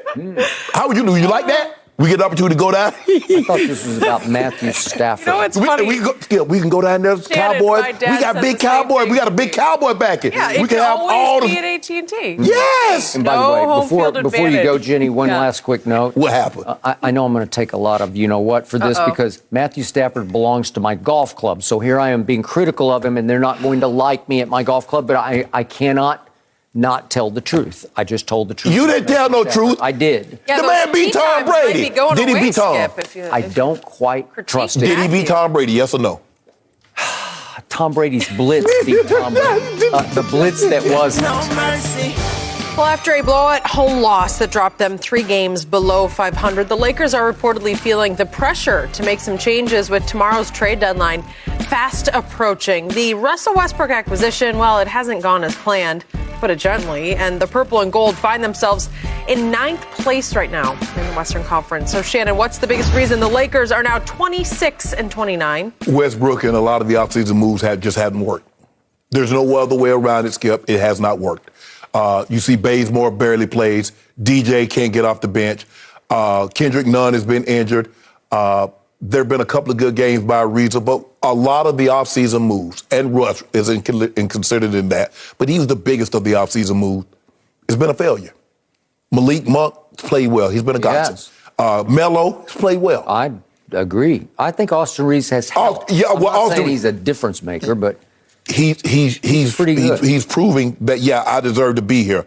The Lakers gave up so much to get Russ. They gave up KCP. They gave up Kuzma. They gave up Montrez and a first-round pick. They chose to let Caruso walk. All things being equal, if they did it over again, they probably let Tucker walk. Keep Caruso. Because not only could he run the offense, he was on the defensive end. Can you imagine Caruso and Reeves with LeBron and AD? Now you got 3 guys that can defend at an elite level and put Monk in there. So now if you're gonna play, small ball with AD at the 5, LeBron at the 4, okay, now you got some guys that can defend and guys that can knock down shots. But Skip, look, most of these guys that you were counting on past their prime. DeAndre Jordan's past his prime. Ariza's past his prime. Russ. So that's the main reason. That's it in a nutshell. I'm going to go one step farther. I hear everything you just said, and I dismiss Russell Westbrook as a clown show at this point. But biggest takeaway for me, biggest single reason that the preseason favorite to win the West is now 26-29. We're pretty deep into the season. Oh, yeah, you are what you are. Yeah, this is you now. This is the first year I have seen LeBron show some age. I'm not saying catastrophic age where he's nearly done. I'm just seeing some age where he used to be able to make everybody better. No. He can't do that anymore. On the defensive end, as you always say, can't sit in a chair, but he can only do it in fits and spurts. He'll have just a sequence where he can still chase down and block some shots. He beat up on Drew Holiday last night, blah, blah, blah, blah, blah, blah, and then, I got to rest a little bit because he just can't push it that hard. Offensively, dynamo still. Nobody's played better on offense in year 19 than he can. But ironically, it's a little Westbrookian or Brickian because it's kind of solo actish in that he'll average 29, score 30 a game for X number of games. Right. But it won't impact the scoreboard enough. It won't impact the one-loss record enough because the rub-off isn't as contagious as it used to be because he's just getting up there. 19 years, the mileage on the body, he's played the 3rd most minutes in the history of the league. But if you remember, Skip, JR would always be in a slump, but JR would always hit a big shot. Kevin Love would hit a big shot. He was playing along Kyrie, and that was before Kyrie started doing all this other stuff that Kyrie. But Skip, if I had told you, so this is what LeBron's going to average coming into the season. Yeah, looks great. He's going to give you 29, 7, and 6. Yep. You're like, hold on. He's going to average 29, 7, and 6, along with AD and along with Russ. You're like, okay. I'm not going to say they're going to win it. By the way, LeBron has played 38 of 55, so he hasn't played all 55, but he's played 38. It's a pretty good body of work. Go ahead. Sample size. You're right, Skip. As we start to age, we need better players around us. I can still do what I do, but unless the players are better around me, I can't elevate those guys. It's been long enough. It's not working. We know that now. Will they be able to move on? No mercy. Media mogul Byron Allen announced that he'll be making an ownership bid for the Denver Broncos, which could make him the first black majority owner of an NFL team. So, Shannon, this is your team. Your thoughts on this? Well, I would like to see it happen. Hopefully he's successful, knowing that he's going to have a lot of stiff competition. He will. Because sports franchises don't come available often. Especially one of this caliber. Well, yeah, you're absolutely right, Skip. So I hope he's successful. It would be great to have a black owner, especially in football. So now maybe, Skip, when they have these owners meeting, and someone that doesn't look like them and didn't come from clubs like them, they could hear his voice. Who could add some perspective behind closed doors that they've never heard before, right? Yes. This would be landmark breakthrough. Right. I'm not saying it would open the floodgates, because it wouldn't, but it would be a crucial start to something this league has sorely missed. Well, both leagues, when we go to the NBA, you got Mike. Got Jordan, and that's it. But to me, your Broncos are said to be worth $3.75 billion. It's going to go for over 4. Okay, well, it's going to take some coin to be able to do this. Yes. But this man has been successful since he was a teenage comedian every step of the way. Byron Allen show? Yep, he has for years and years. Hopefully he can pull it off. He's like a really cool guy. Shannon, you want to get involved? No, I ain't got nothing. I guess I'm advice. Congratulations, bro. Shannon, great stuff today. We're back same time tomorrow. The Herd is on next with Colin and Joy. Have a great day.